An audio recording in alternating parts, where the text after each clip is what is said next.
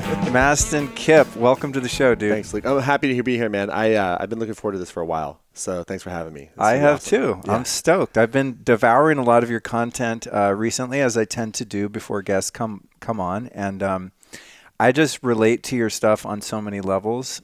And having your book for a couple days now, admittedly, kind of speed reading it and digesting it as quickly as possible.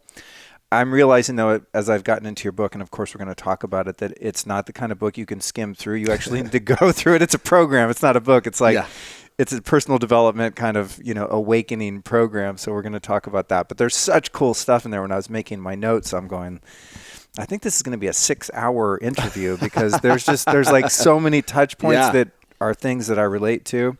That's awesome. So I'm super stoked. So what are you most excited about in your life right now, career-wise, personal-wise? Like, what's got you totally fired up right now? Yeah, I'm jazzed for 2019 because the last 3 or 4 years for me has been this sort of like fog. In about 2015, about a year after I released my first book, I had lost all passion for what I was doing. Like, I had a blog called The Daily Love, and it started in 2007. And at our peak around then, we were doing about 7 million readers a month. And Oprah was like, I read it every day. And it was like everything that you could imagine success to be. And we had all the influencers that were blogging and all that jazz. So how big was your email list? It was, at the biggest is like about 500,000 people. So, it was big. It was big. That's crazy. I was looking at mine on Drip yesterday. I'm not going to say publicly what my email list is, but it sucks. By the way, you guys, go to lukestory.com/newsletter and join my goddamn list because it's pathetic. Yeah. I need to get up to 500,000 and find that I'm still not happy you found. No, you won't happen. But what happened is that I found myself literally getting envious of my friends who were doing personal development work, right? So Brendan or Lewis or Gabby or Marie or Danielle or whoever. And I was like, Mastin, what's that about? So I don't ever make my responses wrong. I always get curious about my responses. I started to realize, like, you've been coaching people and you want to do that. And I was really scared to let go of something. And I decided to kill it because I didn't start it for money or success. I just started it because it was almost like a creative arts therapy, basically, for me to put out what I was going through and talk about it. And then all of a sudden it became a thing. And it's hard to let go of something that Oprah validates. That's really, really difficult. But I did. And then I kind of self-initiated again this curious journey of like, who am I now? And I don't want to be Tony Robbins. I don't want to be Brendon Burchard. I don't want to be Lewis Howes. I don't want to be Luke Story, because it's easy to get out there and with social media and start to compare yourself and like, oh my God, I'm kind of like that, but not really. And I tossed all that aside and basically felt super naked and insignificant. And why the hell did I do that? And started to kind of get really clear on, over those 2 or 3 years, what makes me different? What do I love to do? What is it about the type of coaching that I do that's different? Because I was getting comparisons to Tony Robbins and stuff like that. And while it's flattering for the press to say that, I don't ever want to be the next something. I just want to be me. And I never want to be the former something either, because I always want to be something new. And so in the last 12 months, we got really clear on, so for 10 years, you have over 10,000 hours of doing coaching. It's trauma-informed. That's what I talk about. And I thought I had to have a PhD just to say the word trauma for a long time. And I found out that's not the case. And then I decided to talk about that. What's the qualification that you've had some trauma? Well, we can get into it. But bottom line, to help somebody with emotional trauma, the most important thing you have to be able to create is emotional safety. And so if you can create emotional safety, that's the most healing thing that you can do for somebody. Got it. And there's lots of other like hacks and stuff you can get into, but the bottom line is if you don't feel safe, nothing else is going to change. And so then it was, how do I talk about trauma? And we were putting that out last year and testing different things. And about August of last year, I was like, okay, I'm just going to own what I believe, which is that every mental health disorder isn't a disorder. It's a response to trauma, and it's mislabeled. And I'm going to just own that because that's what I believe, that's what I've seen, and it's completely wrong. And the American Psychiatric Association is wrong. It's not a disorder, and it can be cured, and it can be reversed, depending on how maladaptive it is. And I went hard on, okay, guys, so it's not PTSD, it's PTSR, post-traumatic stress response, not disorder. It's not an identity. We can change it. That's good. Can you say that again? Post-traumatic stress, so PTSD, post-traumatic stress disorder. People get that diagnosis. My father's a veteran in the Vietnam War. He has that diagnosis. And people, when they have a disorder from the DSM, which is where it comes from, they don't just say, oh, I have a disorder. It becomes an identity. So I don't have just a PTSD. It's who I am. And they take it on, and the standard languaging is, and it can't be cured or it can't be fixed. It's just how it is from now on. And the evidence is so clear that that's not the case. And so you said response. Because what happens is, the thing about the way that healthcare and medicine and mental health, which it shouldn't be called mental health, which we can get into, it's the wrong name, but all healing modalities are moving towards is a massive amount of respect for how the body responds to things, because it's been here longer than we have. Like, our evolution has been around for millions of years.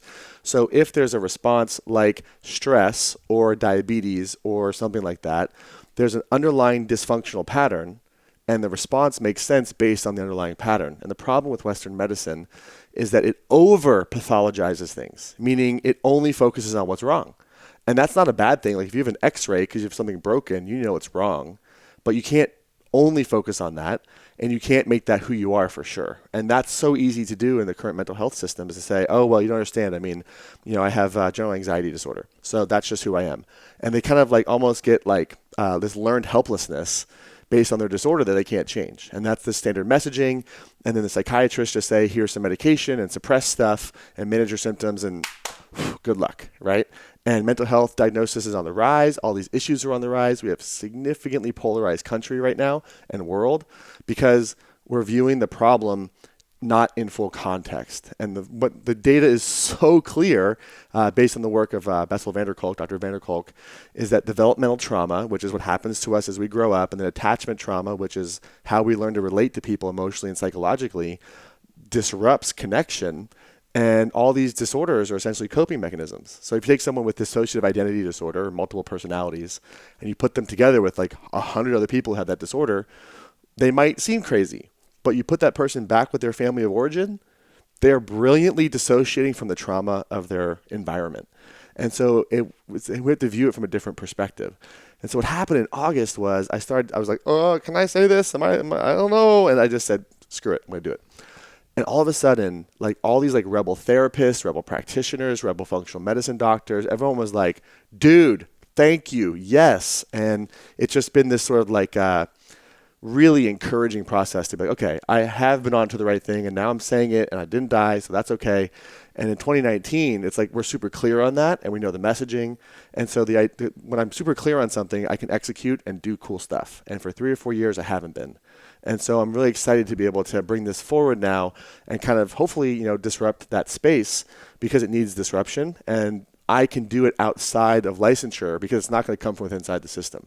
It has to come outside the system. So we're being approached all the time by, psychiatrists, psychologists, Gestalt therapists, attachment therapists, like you name it, about like, dude, like tell me more about this trauma thing. Like, I want to come do stuff with you. Bring your stuff into our, rehab center. Like, these are the things that are starting to happen.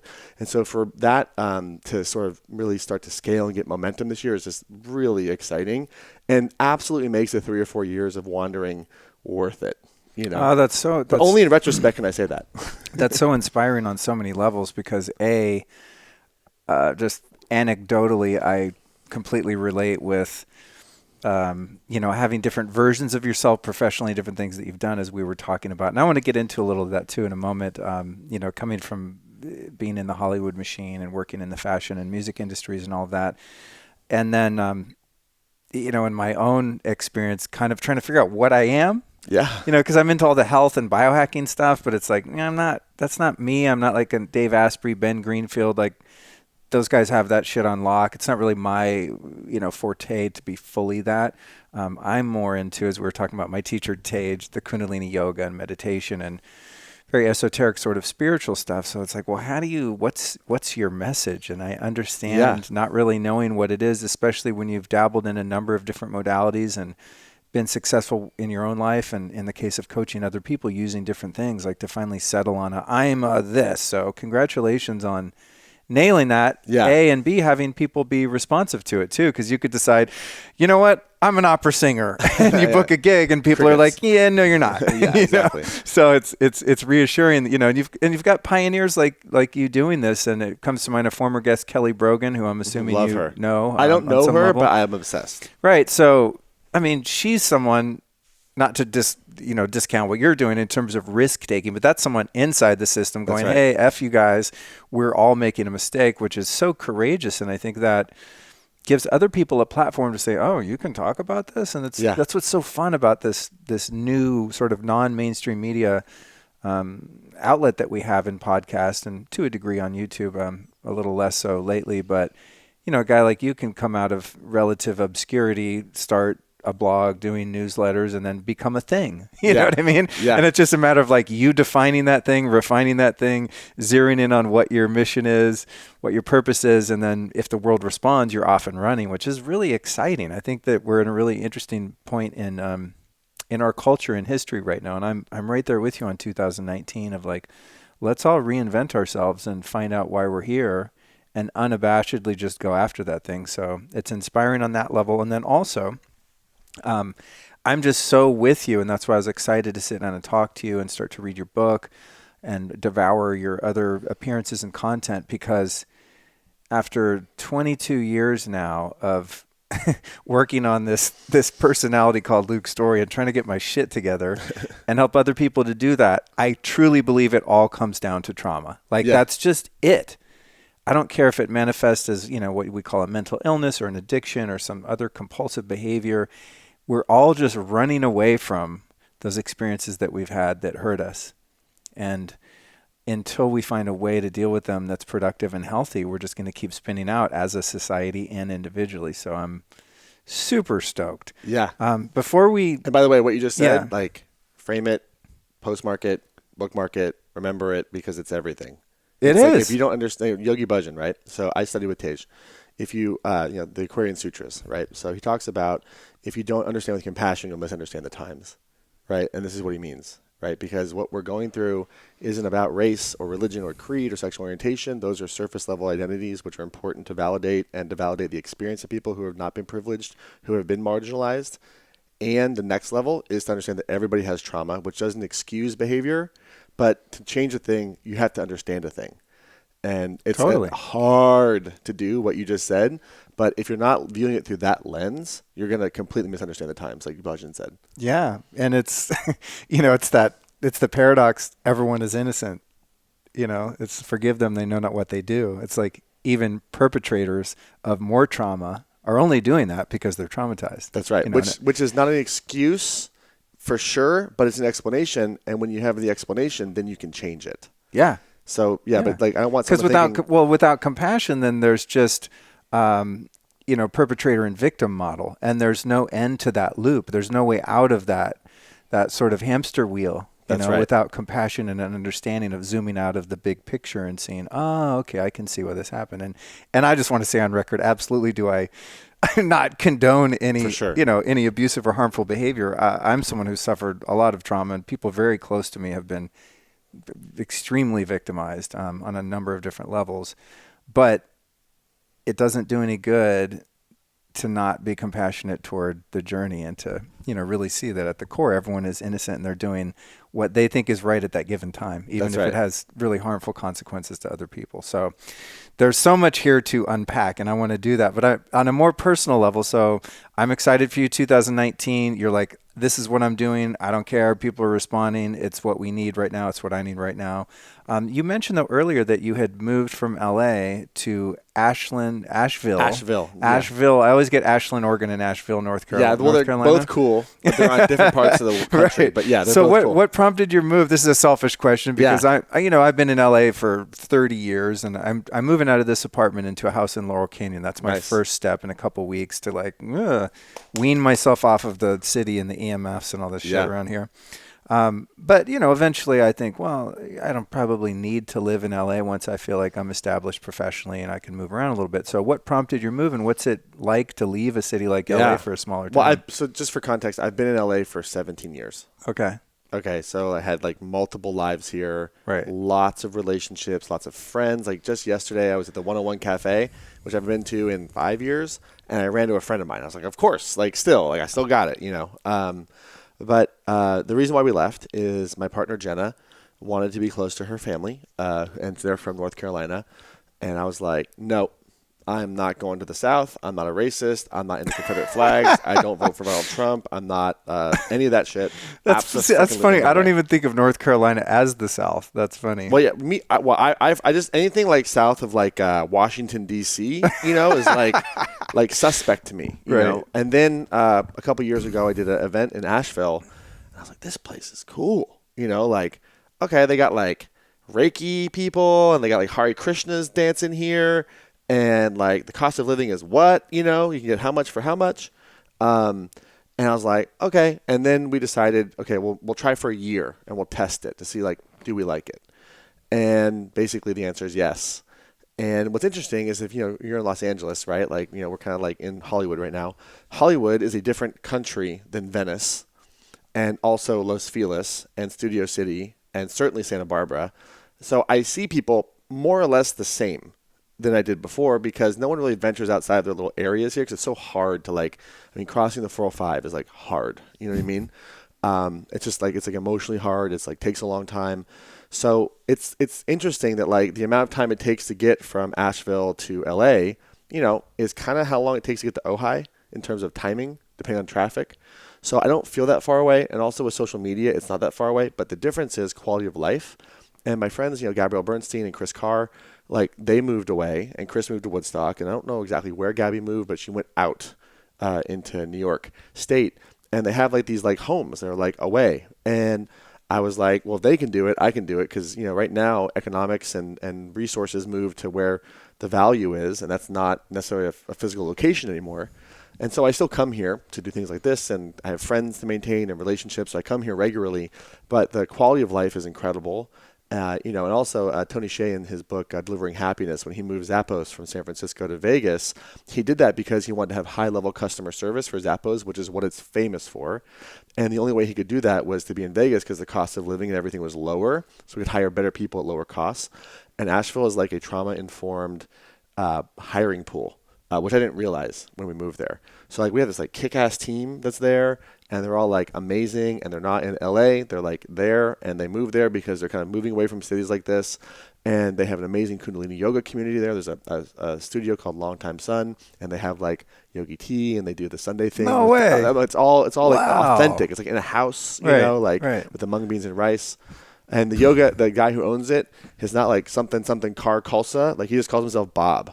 And like he has a spiritual name, but he's Bob. Right. And I'm like, I like that guy because he's not like taking it that seriously, like he does the practice. Right. And when you're in the presence of someone who practices Kundalini yoga, you immediately feel calmer in their presence usually. And that's how I feel when I'm around him. And he's an amazing soul. But the community is really incredible. And we connect through Atlanta, which goes through pretty much anywhere. And so it hasn't been really different because I feel like when I'm here, like when I was in Larchmont, I never went to Venice. So I still go to Venice the same amount. right, totally, yeah. You know what I mean? So it doesn't really feel like I left. That's if that makes cool. any sense. That's but the cool. EMFs are low. The quality of life is better. The cost of living is lower. The talent pool is much better. So, and if you're not in LA for a purpose, man, this is a brutal town. Yeah. So I'm feeling that. So as I said, it's a personal question. I could have asked you off mic because I'm just like, bro, what's it like? Because I'm poking around and looking at Asheville is what Austin used to be before it became big. Right. So it's like the place where like it's like the new place to go. Right. Which I love. So don't move there, okay? Yeah. We'll edit this part out so no one moves and ruins your town. Yeah, exactly. But yeah, it's funny because I've been hearing about Austin for a few years now, and I finally got out there to record with the guys at On It and all that stuff and Paleo FX, and I was like, this is a cool town. I started poking around at real estate, and I'm like, this is barely cheaper than LA, and you have no mountains and no beach. You guys are tripping. Like, it's cool. No offense, Austin, but like, if it's not significantly cheaper in real estate wise and cost of living wise, then like, why don't you just stay in the outskirts of LA or something? It is. It was expensive as hell. They do have the Barton Springs pool though. That was legit. Yeah.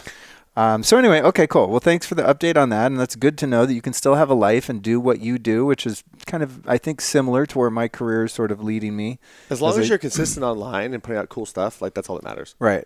Yes. Okay. Excellent. So let's get into the nitty gritty here.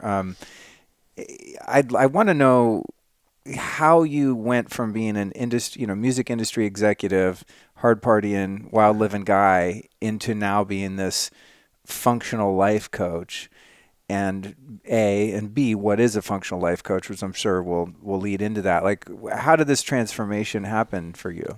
I would say that the bottom line is I moved to Los Angeles immediately after turning 19, because I didn't get into USC the first time I tried.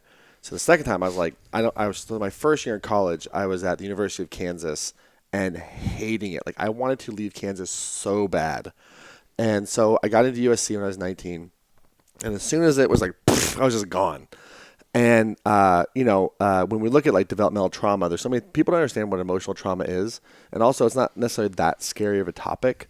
But if you have stress, anxiety, depression, if you get into constant fights in relationships, if you have a hard time regulating your emotional state, if you have a hard time earning or keeping money, if you have a hard time, letting go of relationships, or you avoid relationships like a lot, all those are like symptoms of some type of unhealed or unresolved stuff. Check. Yeah, pretty much everybody, right? Everybody. No, I'm thinking of myself. Yeah, no, but pretty much everybody, that's like, oh, that's me. Right. So the benefit of doing your trauma work, understanding what trauma is so valuable because it helps resolve those things. Most people think that emotional trauma is like only, physical assault or abuse, which it certainly is, but there's lots of other types of trauma as well. It's very misunderstood at the moment. And so for me growing up, my sort of developmental trauma was my mom had a broken back. I wasn't supposed to be born. The doctor told her not to have a kid because she broke her back when she was 13 riding horses. My father was a veteran in the Vietnam War. He was there for 3 years as a combat medic in the front lines, talk about trauma. He saw everything you could imagine, the worst of war, because he was the medic.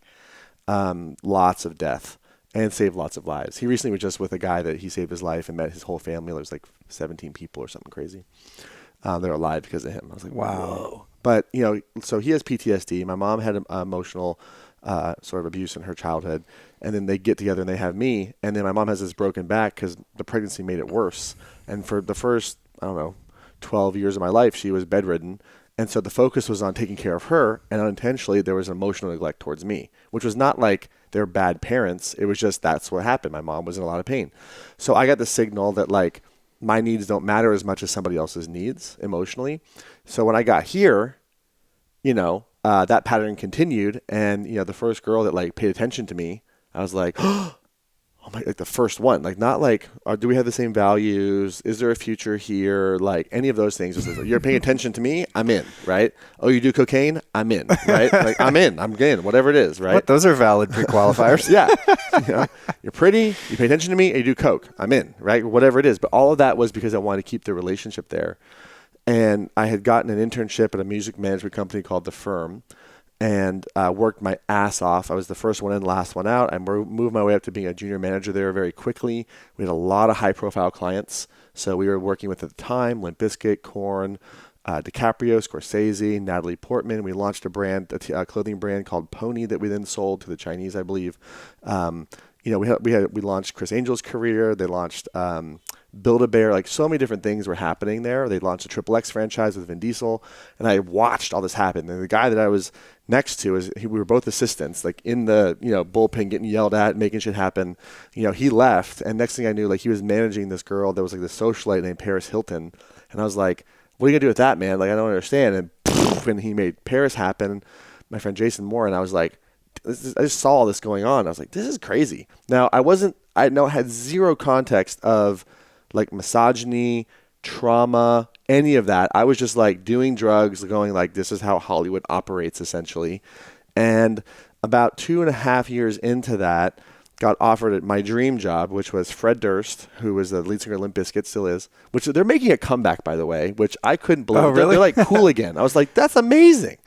That's a sign that we're getting old when things come back around I know. like that. Yeah, totally. I was driving on Hollywood Boulevard up like west of La Brea, which when I moved here, that was like where all the rock, the 80s rockers lived in 89. And I pulled up to a stoplight, and I was actually reminiscing just about my early, like kind of hair metal, glam rock days in Hollywood. And I look over, and there's a dude like taken in a time machine from 1989, like full on like LA Guns N' Roses, just the whole thing. And I was like, oh my God, I'm old. Yeah. That's a fucking thing again. Yeah. Yeah. It was mortifying and kind of nostalgic at the same time. Totally. You're like, you don't really know. You know? Yeah, totally. You don't know. But so anyway, like Fred offered me the role as senior vice president of his record label, and he had an imprint at Geffen. So my title was senior vice president of A&R at Geffen Records. And A&R is the people who sign new bands and get to do all that cool stuff. And within about 2 or 3 months, I had lost that job. Partially because of my drug use, but mostly because the president at the time, a guy named Jordan Schur, I think looking back was probably intimidated because I came from the management company that worked with a lot of the artists and had a very close relationship with them. And I don't think he liked that. So I think, I've never actually publicly said that. But I think he was probably intimidated by me, and threatened. And so he basically fabricated a lie and told Fred that, and then I got fired. And I've never actually publicly said that. It feels kind of good to say that. And that threw me into this whole like kind of who am I? That was my dream job moment. Went double hard on the coke at that time and the alcohol, and my relationship completely unraveled. And one day I just kind of, at the end, I was like 2 or 3 weeks into this unraveling because I lived right next door to Geffen Records in Santa Monica still. So I was staring at it every day. And I worked my ass off. And one day I just decided I'm done with this cocaine thing, and I flushed it. And it was kind of a spiritual experience because there's something that felt like it wasn't me. Maybe it was my unconscious. Maybe it was spirit. I don't really know. But it just flushed it. And I made a decision the next day. I want to feel as good off the drugs as I did on the drugs. And basically, if I had to rewind that and make it context for today, I want to learn how to biohack is basically what I was stating at the time. And then that started my whole personal development journey. And the first book I read was 7 Habits of Highly Effective People. Oh, nice. And Covey said, seek to understand before you can be understood. Right. And I was like, well, man, I wish I would have known that, like literally 2 months ago. And it's also and then the in deep dive. the prayer of St. Francis of Assisi. That's right. Yeah. That's right. It's pretty much, if you just follow that prayer, you have a good life. Easier Basically. said than done. Yes. What I want to know is how much coke did you flush? Because that is meaningful Honestly, to me. no one's asked me that question before. 2 8-balls. Oh, shit, bro. That's a commitment. Yeah. I was like, get out of here, man. Like, no one's ever asked me that question before. That's funny. Well, that makes that's more of a commitment. Like when I was a crack smoker in my former life, every night I would go get a new pipe. You know why? Not because my old pipe didn't work. They work just fine. It's a tube of glass. Yep. You put a thing called a chore boy inside it, which is like a scrubber you get at the liquor store in the ghetto. Every night I would break the pipe, 6, 8, 9 in the morning. Oh my God, I'm such a loser. I'm never doing this again. And I would shatter the pipe. And then the next night I'd be like, it wasn't that bad. I should probably head down to the gas station where the homeless guys and buy a new pipe, Totally. So yeah, but it wasn't much of a commitment. It's like a $3 tube of glass, which is easily replaceable. 2 8-balls of Coke. Now you're on your way to recovery, my friend. Well, the thing is, I didn't start the addiction. I didn't start out like a cokehead that like dated a girl. Like I dated a girl and then did cocaine to like maintain the relationship. When the relationship was over, like looking back, it didn't really have the same purpose. Now, the one thing I will say about cocaine, which is not an endorsement because it's the worst thing you can do and highly illegal, but it gave me a felt sense of confidence for the first time in my life. And I'd never felt that way before. Now, do not do that shit. There's lots of other ways to get that dopamine. It's dopamine is what it gave me. Yeah. Right? Not to mention it wears off in about 5 seconds. Yeah. It's like you're solving the world's problems. You're like, I'm the fucking man. Do you have any more of that? Yeah, exactly. I just morphed into a loser again. Yeah, totally. Well, cocaine is like funny because like everyone like at the table has the best ideas in the world, but nobody leaves the table. You know what I mean? Yeah, exactly. It's like when musicians are high in the studio, you come up with these great songs and great arrangements and performances, and as long as everyone's high, it sounds amazing. But the next day you come back in, you're like, what the fuck? We weren't even in tune. Totally. Yeah, totally. Yeah, no, that definitely was the case. And I had that whole like unwinding was very difficult. And then I got on Adderall from my psychiatrist at the time, which was sort of like almost Adderall's like cocaine's methadone, kind of in a lot of ways. And then many years later, I went to the aiming clinics and they told me why that works for me and how my brain, I had 3 traumatic brain injuries and all kinds of stuff. Whoa. When you got the brain scans at the aiming clinic, did you know that you'd had the brain trauma? I forgot. Oh, I totally forgot. interesting. And they were like, oh, yeah, so this is the pathways. And, of course, you would do cocaine and sugar because this is what you need. And so they helped me understand that I was just trying to self-medicate illegally and expensively. Right. And now, at their recommendation, I'm still on Adderall XR every day. I also take a lot of glutathione intramuscularly to counteract the oxidative stress that gives to the body. It's not cardiotoxic. And I feel like I have my life back. And I have Wow. TBIs. So how often do you do the glutathione? every day. You do? Like in 2 the butt cc's cheek? every day. Well, I rotate, so I go like back, front, or like front, back. So I kind of go around. Otherwise, it's like too much local trauma. Yeah, totally. Well, a funny story on that too. Like I never got educated on how to do an IM. So at first I was doing the lower part of my butt cheek, which is like not where you put it, and it was like hurtful, and there's like sciatic nerves in there. And shit. You could hit a nerve. Yeah, well, I did a couple times. I was like, whatever. And so like I went to go get like a cryo locally here, and I was like, hey, I asked the nurse, could you give me a B12 shot? She's like, sure. So she gives me a shot, and she sees it. She goes, honey, what is going on here? And I was like, oh, that's just my glutathione B12 shot. She's like, honey, it's a little higher up. It's up here. And I was like, so like you want to like make sure you get like medical professionals to help you before you just like biohack. When I started doing the intramuscle like glute shots, I went on YouTube and I was watching like and dudes would like take a Sharpie and make a little quadrant, diagram on their butt cheek because I was paranoid of hitting a nerve, and then eventually I nailed it. But I like your hula hoop style where you kind of just go around the midsection so you're not hitting the same spot too many times. Yeah, no. I at first I did that. And I was like, I think I'm starting to look like a junkie. I need to go like over here. I'll just walk it around. But the TBIs and I have I think there's like 5 types of ADD that Eamon acknowledges, and I think I have like 3 or 4 of those. There's like legit. But the thing is that the medication, like I view it like prescription supplementation, because like if you're gonna change your life and like go to the gym and you're taking glutamine or whatever to like supplement your muscles or amino acids or whatever, that's not gonna lift the weight for you. Right, but it can supplement the work, and so that's the way that I view my Adderall prescription and glutathione, because it's prescription supplementation. It's not going to help me have purpose. It's not going to help me have interpersonal relationships or feel safe self-disclosing with my girlfriend. Right, that's not what it does. It just helps me have a little bit more of my brain pathways working, so that I can actually function like a normal human being, because I have 3 TBIs. And dyslexia and ADHD. So I'm curious. I know I interrupt a lot. So many questions come up. But you're not interrupting like Gary Vaynerchuk did to Tony Robbins. So that's good. One of my goals in life is to interrupt him more than he interrupted Tony. Oh, that's funny. That's funny. Yeah, I hear that. My question is, have you ever tried Modafinil? I haven't. I know Dave talks a lot about that, and I've thought about it. And when it comes to like stimulants and nootropics and stuff like that, I like to introduce stuff very slowly. And like if I get to a level of homeostasis where I feel pretty good, I may or may not want to introduce something. If I get to a phase where I want to be more productive, like when I go write my next book, that might be a time to do it.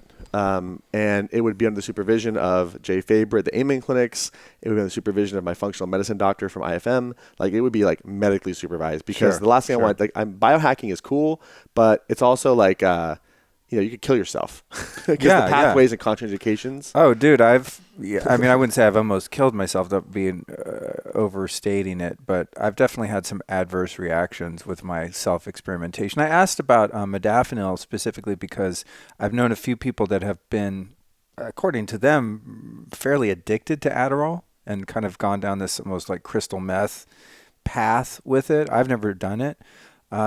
But I've heard people talk about modafinil being a safer alternative to Adderall, which is why I was curious if you'd ever tried it, because I've not tried the other one. I only know modafinil, and it works for me. If I want to go and like organize my iPhoto from like 2014 to now, and spend 6 hours, modafinil is great for that. If you want to have empathy and relate to people and like have conversations and be open to a hug, probably not. Yeah. So my general take on because the thing about like mental health and or trauma healing and or biohacking is you have to take a personalized approach, because everyone has a different microbiome makeup. Everyone has just different epigenetic expressions, different trauma they've been through, environmental things. Like everything's like your genomic pathways are different than mine, right? So it's like what applies for you may or may not work for me, and vice versa. With Adderall, I was on it for a period of time, and then I went off of it, and I said I'd never go back on it. And when I went to get my brain scans at the Amen Clinics, I was talking to Dr. Faber, and we tried many different things. We tried Wellbutrin, we tried lots of things, but they were very clear that like blood flow doesn't get to these areas and like chemical intervention's probably a good idea. And so, we got to the point where we said Adderall, and I said, no, I'm not doing that shit, because the last thing I want to do is like spike up and crash and just have these like peaks and valleys all day long. Like, I'm done with that. And Dr. Faber said, well, Mastin, there's a thing now called Adderall XR. Now, this is not an endorsement of it for other people, but this is just my path. I said, what's that? And Adderall XR stands for extended release. So you don't get like all like high and crazy and shit, right? It's just like this. And when I took it the first 3 or 4 days, my nervous system had to adjust to it. But now my feeling isn't like, I don't feel like I get high or like it's a rush. I just feel like I'm me. And so it's a different experience. That's awesome. This peak, like, yo, man, we got to do some shit, man. Go. Like, it's not like that. That's cool. That's cool to know, man. And I appreciate your perspective, because I wasn't expecting it. I think a lot of people in the, sort of biohacking world and people that are really into health view Adderall, they categorize it sort of as like, whoa, that's super dangerous, super hardcore. That's interesting to hear that it is highly misused. Yeah. Right? But I mean, like college kids use it to, stay up for 3 days. Every time I fill my prescription, the pharmacist looks at me like I am shady. Right. And it's like, and I don't go like, oh my God, why would you judge me? I go, no, I get it, Right. But I have like, I don't know how many people have gone to the aiming clinics and have like verified brain scans of multiple traumatic brain injuries and 3 forms of ADHD, but that's why I take it. And I also do all the other stuff to reduce the oxidative stress, like glutathione, because I understand what it does that's not good as well. So it's a managed process with my psychiatrist from aiming clinics and my functional medicine doctor on a monthly basis. That's cool. Yeah, smart way to do it. And I love that you said that we're all so unique. I mean, I hesitate to ever recommend things in the health realm because what works for me doesn't work for someone else. I mean, even Modafinil, like people ask me about it all the time, and I think I even have it linked on my site or have at different points. You have to use Bitcoin and like get it from India. It's kind of funky, but I love it for certain applications. But I always tell people like it comes in 200 milligram tablets. Like I'm like, start with a half of a quarter, and like just see what happens. Because I've had friends that have taken a whole one just right out of the package, and they're like, I felt nothing. And I'm like, what? I would jump off a fucking building if I took a whole Modafinil, 200 milligrams. And other people take a quarter, and they're like, oh my God, I feel like I shot crystal meth in my jugular. So it's like, it just goes to show with, there's the body and the mind are very sensitive. Oh, and unique. And without guidance like what you're doing, I mean, you're kind of, it's a little potentially risky. Well, and so here's the best productivity hack ever. You want to know what it is? Get sleep? Well, yes, but even more than that. Like, everyone thinks about productivity and hacking and biohacking in the context of like, they're an island, I'm going to do it myself. But literally learning how to ask for help and receive help and not doing it all by yourself That's great. Is way better than like taking all this drugs to like get more shit done by yourself. Right. Because I can accomplish far more with a team than I can by myself. Right. So there's this new smart drug called the Delegator. Yeah. Or teamwork, or like from a trauma-informed perspective, a lot of people, when they go to be an entrepreneur or a biohacker or whatever, they got some signal that the world's not going to meet my needs, so I have to take care of stuff. And that's awesome because they're like, I'm empowered, and it can become maladaptive if they're not able to receive help when it's appropriate, And so a lot of people operate as these like islands, and they think that if I just biohack myself enough, I can be the most productive person, do it all by myself. When if you had like 3 or 4 people that you trusted that could like pitch and catch and receive with you, and like you could trust them, and they could like implement 80% or 40 or 70% as good as you, and you could like work together and have psychological safety, like that's also kind of a cool biohack too, because we're not built to be islands. We're built to be social creatures, so that's another way that I get more stuff done is by having teamwork, which is, it's hard for an avoidant person like me to like accept help because I'm like, no one's going to help me. No one ever did. But I'm learning that that's not entirely the case, Awesome. Okay. I want to go and dive into the deep end of the pool here. Okay, so you've got what we might call more acute trauma, right? Say somebody was, beaten as a kid, or they were molested, they were raped, their parents left them on a fucking street corner, hardcore abandonment, adoption, those types of things. And to me, like, it's always made sense that when something like that happens to someone, that there's going to be a reaction where they become on the worst case scenario, a sociopath or psychotic. At the very least, maybe they do self-harm. They get into addictions, compulsions, and things like that. But having been someone who suffered some pretty hardcore trauma as a kid on multiple levels, my route of self-medicating was just street drugs, like boom, street drugs and rock and roll. I was good for a while. Yeah. I really was. Like, you. I'm always so grateful that I became a drug addict, and people think I'm nuts, but that shit saved me because that was the only intervention that was available. As I got into addiction recovery, what was astonishing to me, and I still don't totally have my head around it, I have a feeling you're going to be able to unpack this a bit for us, but is I have, buddies in recovery that were just as bad of a junkie as I was. And they were like the golden child in the family, and their parents were there for them and hugged them and loved them and gave them positive reinforcement, and they went to great schools and they had money and no one molested them, and they didn't have any of the shit happen to them that happened to me or some of my fellows. So as you described your trauma as a kid, which wasn't intentional by your parents, there was just a dynamic that was created, and that manifested as trauma for you. What are some of the other sort of degrees of trauma, and does the severity and the degree really affect the impact that it has on our life and the patterns that we develop later on? Yeah, that's a really good question. So let me first define what emotional trauma is. Cool. So physical trauma is when you have like a cut, right? Cause of death, blunt force trauma, right? That usually means that like you got hit in the head with a bat really hard or something like that. So emotional trauma is actually a disconnection from safety emotionally and psychologically. That's what it is. And so when you think about someone who has been abused, you think about someone who's been in a war and witnessed violence, you think on the surface, and what I thought was that was the trauma, like what happened. And what I've learned after studying a lot of research papers and going really deep into all the experts in the field of trauma is that what's most traumatizing for people isn't this specific event, but what happens afterwards. Meaning, did you hold it in isolation by yourself? Did your peer group or your family put it under the rug and pretend like it never happened? Was there an empathetic witness that could understand what you went through? Was there a secure attachment before? What was your emotional resilience before it happened, right? And what's so fascinating is that when you get into working with people who have trauma, which is, by the way, every human, okay? It's not like there's like these traumatized fuckers over here and then everybody else. Like everybody has trauma. Different things happen to different people. When you look at people who have like post-traumatic growth, as an example, right, versus post-traumatic stress, there's usually, in a post-traumatic growth situation, there's a secure attachment and emotional resilience usually beforehand. After a traumatic experience, there's empathy, connection afterwards, and acceptance afterwards as well, so that there's psychological and emotional safety on both sides of an event.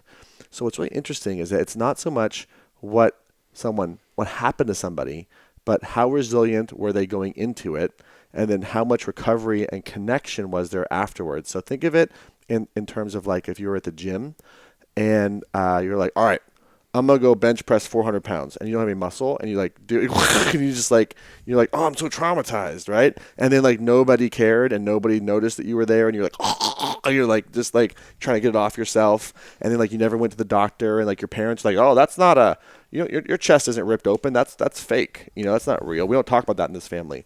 That would be a little bit of a different experience than if you were Arnold Schwarzenegger in his prime trying to do a personal record, and then you tore a pec and you went to the doctor immediately, and then you were able to course correct it, have some recovery, and then get back out there, right? So like it's easy to understand physical muscle because we can see it, but emotional muscle is the thing too. And so it's about how much emotional resilience you have beforehand, and then afterwards, was there an empathetic witness? Were you able to talk about your story? Were you believed? Were you listened to? And one of the things that's often overlooked in the work of Dr. Viktor Frankl, who was in Auschwitz and lost most of his family and talks about logotherapy and his famous line between stimulus and response is a choice, right? People talk about, oh, it's your meaning. Make your meaning. It's man's search for meaning. Meaning. The big part that people overlook is that as messed up as Auschwitz was, which, by the way, wasn't even the worst camp out there. There were worse camps than Auschwitz, believe it or not, which I couldn't believe. But what helped people get through Auschwitz wasn't just their meaning, it was that they were together. They weren't isolated. Right. Right. And that's the part that's overlooked because Right. in the personal development space, it's like, I got it. I'm going to love myself. It's all about me and my isolation, my island, right? Because people out there are going to meet my needs. This also describes why the 12-step movement is largely very effective in treating addictions and what's effective issues. about 12-step, like the sense of community. That's and the most there. effective part, the right? Empathy, So, Jesus said in the Bible, where 2 or 3 are gathered, there I am in their midst. And, they talk about the 12-step, the sort of the higher power speaks through the consciousness of the group, right? So, like, that's what's so healing about it. The 12 steps in and of themselves are important. There isn't an acknowledgement of trauma in that. And I'm a big believer that affirming that you are an addict when you have acute addiction is a very important step. Afterwards, it's limiting because you're so much more than that. And so the pathways are still there, but you can't just walk around always saying I'm an addict, because what you put after I am is very powerful stuff. Right. It's funny, dude. I just have to touch on this. And it's talking to someone that I relate to so much is difficult as an interviewer because it always just becomes a conversation. But I have to interject at certain points. There's so many touch points. But Go for it. I've always, I wouldn't say struggled, but I have pondered that as being someone who has been a bona fide alcoholic. I mean, it's not a limiting belief. I know what happens when I drink alcohol. I end up in fucking jail, Yeah. I don't know where I'm going to end up, but it gets really gnarly, right? So, of course, when I sobered up at 26, I sought out help, and they said, well, the key to you stopping this, Luke, you 26-year-old little punk, is you have to admit that you're an alcoholic. And I was like, I'm in, no problem. I'm Luke, I'm an alcoholic, right? But at a certain point, fast forward 22 years later, it's not like I'm trying to get to the point where I can go have a few beers. I love not drinking. It's not something I desire to ever learn how to control or anything. It's just in this lifetime, I'm done with that. Maybe next lifetime I'll be a wine connoisseur. We'll see. I'll be a whiskey distiller and I'll live the dream and I won't have a drinking problem. It'll be amazing. I'll do coke on the weekends. But, for now, it is funny sometimes if I identify myself like I'm Luke, I'm an alcoholic. It's like, well, no, I'm not. I'm a spiritual being having a human experience. And is it then reinforcing, this idea that I'm somehow limited? Or is it just reinforcing the humility to say, hey, listen, I'm licked. This thing beat me, and keeping me in the awareness of that humility that I've had to accept a certain part of myself, that I react to alcohol differently than a person who is not an alcoholic and doesn't have that disorder, disease, or whatever it is. It's the thing when you start, it's like an NLP thing, kind of. Yeah, it's context. It's tricky. Yeah. Well, and here's the thing, right? So when you start talking about 12-step and maybe shortcomings of 12-step, it's like a can of worms because it saves so many lives. But if you look at the success rate of 12 steps, depending on the data, because it's anonymous, so you can't get real data, but it's between 5 and 24% successful. Okay, which means like on a A+ scale, it's an F. Now, it's saved millions of lives, and Bill W. is a pioneer, and next to Jesus is probably the most influential person in personal development in terms of how many lives he's impacted and touched to this day. And I have massive respect. And when it came out in the 20s and 30s, there were things that we didn't know, there's a lot we didn't know. I mean, just in the last 20 years, so much we've learned about neuroscience, and since the human genome has been mapped, we're just learning new stuff all the time, every day. And so it's not that the 12 steps aren't enough or they're broken. It's just if personal development and healing is like a buffet, that's kind of like the butter lettuce. And we need it if we're going to make a salad, but it's not everything. And we're learning new things every day. And so the thing that I think is important is that when it comes to healing is everything's a spectrum in life, right? And so like when you have acute alcoholic behavior where your life is unmanageable, right? It is vital to say, yeah, I'm an alcoholic. But 20, 30 years later, you can say something like, I'm susceptible to addiction. I say I experience addiction from time to time, right? So I am acknowledging it, and those pathways never die. The neural pathways of addiction never die, but you can build new ones, but they atrophy, but they're still there, which is why someone like Philip Seymour Hoffman can be sober for 2 decades and then overdose, right? So you absolutely want to be aware of that. And the identity shift from I am to I experience is very different because you are more than an addict. Right? The most important part of a healing process is first to get to a place where if I'm experiencing trauma and now I'm a survivor, which is like an epic journey to survive trauma, right? Addiction. Now I'm an addict. Okay. That's an epic journey to just step 1, right? How many people are so egotistical they can never admit they're powerless, right? So like that's a huge moment and a big step. And you get to the end of the 12 steps, and then the goal is to remain conscious contact and then spread the word. And as a survivor, the goal is to help other people hopefully do the same thing. But there's another level. And the next level beyond survivor is, yes, I am a survivor of trauma. And instead of having that be my identity, I'm going to recognize that that's a trauma that I went through, and I'm more than that. And it's so scary to let go of that identity. And it shouldn't happen right away. You can't just take someone who has domestic abuse yesterday at the worst day of their life and go, come on, get beyond it. Like, don't be a victim. Like, that doesn't work. It's wrong. It's not compassionate. It's not trauma informed. But at some point, being a survivor is an identity that you get certainty from and connection from, but you're more. Who you are at a soul level is so much more than being a survivor of trauma. And it's very hard to let go of that identity for all the reasons that we're discussing. And it's super important because then you can say, you know what? Yes, I'm someone who has survived trauma, but my identity is a soul. My identity is someone who has tremendous value. And what I went through informs who I am today, but it's not who I am today because I've maintained a certain level of healing. And so you want to make sure that that concept is present. You want to make sure that you're vigilant, but not hyper vigilant once you get to a certain level. And that, if Philip Seymour Hoffman had maybe had that, it'd be different, because the other problem with only white knuckling is that you're missing the whole purpose of addiction in the first place, because addiction is a solution to a problem, right? So when I was addicted to cocaine, I lacked dopamine, right? I lacked all kinds of things that weren't there. So the other thing you have to do is also then start to supplement what's needed and necessary, because addiction shouldn't come with all this shame. It's someone who's trying to find a solution to an attachment figure, because maybe nobody was there, but this was always there for me. Not like my mom and dad, as an example. Like, this is always here. Alcohol, always there for me. I can count on it, right? So you have to understand that there's actually, like, underneath, like, what could be like bad behavior is stuff that starts to make a lot of sense. Like, that actually served me in a sense. And you, like you said, it was the best thing that ever happened to me because there was something that was there for you that you could count on. And at some point it became maladaptive and you wanted to upgrade. So it's a very nuanced conversation. It has to happen at the right time. And the last thing you want to do is take someone who's in acute trauma or addiction and say, don't be a victim. Super insensitive. But at some point you have to realize that you're more than what happened to you. But that's a time and a place where someone gets to decide on their own. That's not something they should do. Someone should force it on somebody.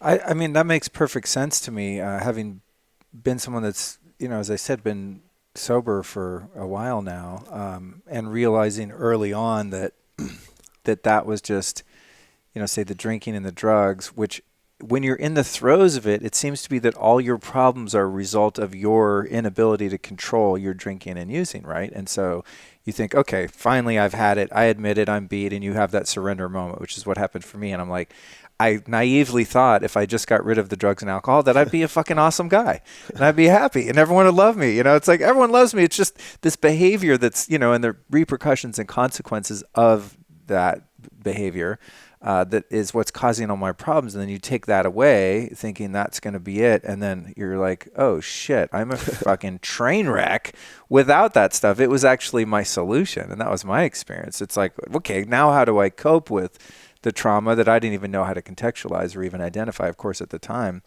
But it's been now, many, many years of unpacking all of those early life experiences and finding other healthy means by which to deal with them, which is why we're having this conversation. Totally. Yeah. It's like, well, what really happened to me, and what's an alternative way to deal with uncomfortable sensations, feelings, emotions, thoughts that I have as a human being that don't have those kind of consequences. And I think a lot of people that are in recovery, and perhaps why the reported success rate is relatively low, is because there's a misconception that drugs and alcohol are your problem. Exactly. And then if you stop that, you're good to go. And that's just not true at all. Not That's the case. Jacks for openers. Just getting physically sober is the only purpose of that, to me, is to work on sexual sobriety, emotional sobriety, financial sobriety. I mean, just to contextualize it in those terms, right?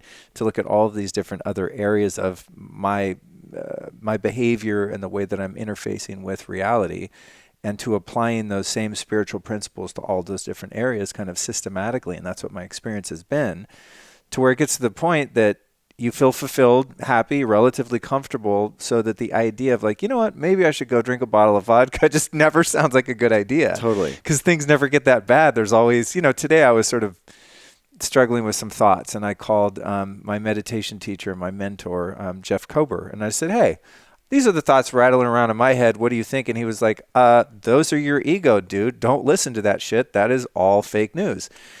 And I was like, oh, okay, I'm good. Now, if I didn't have that tool and have a mentor and have a guide like that, then maybe I go, you know what?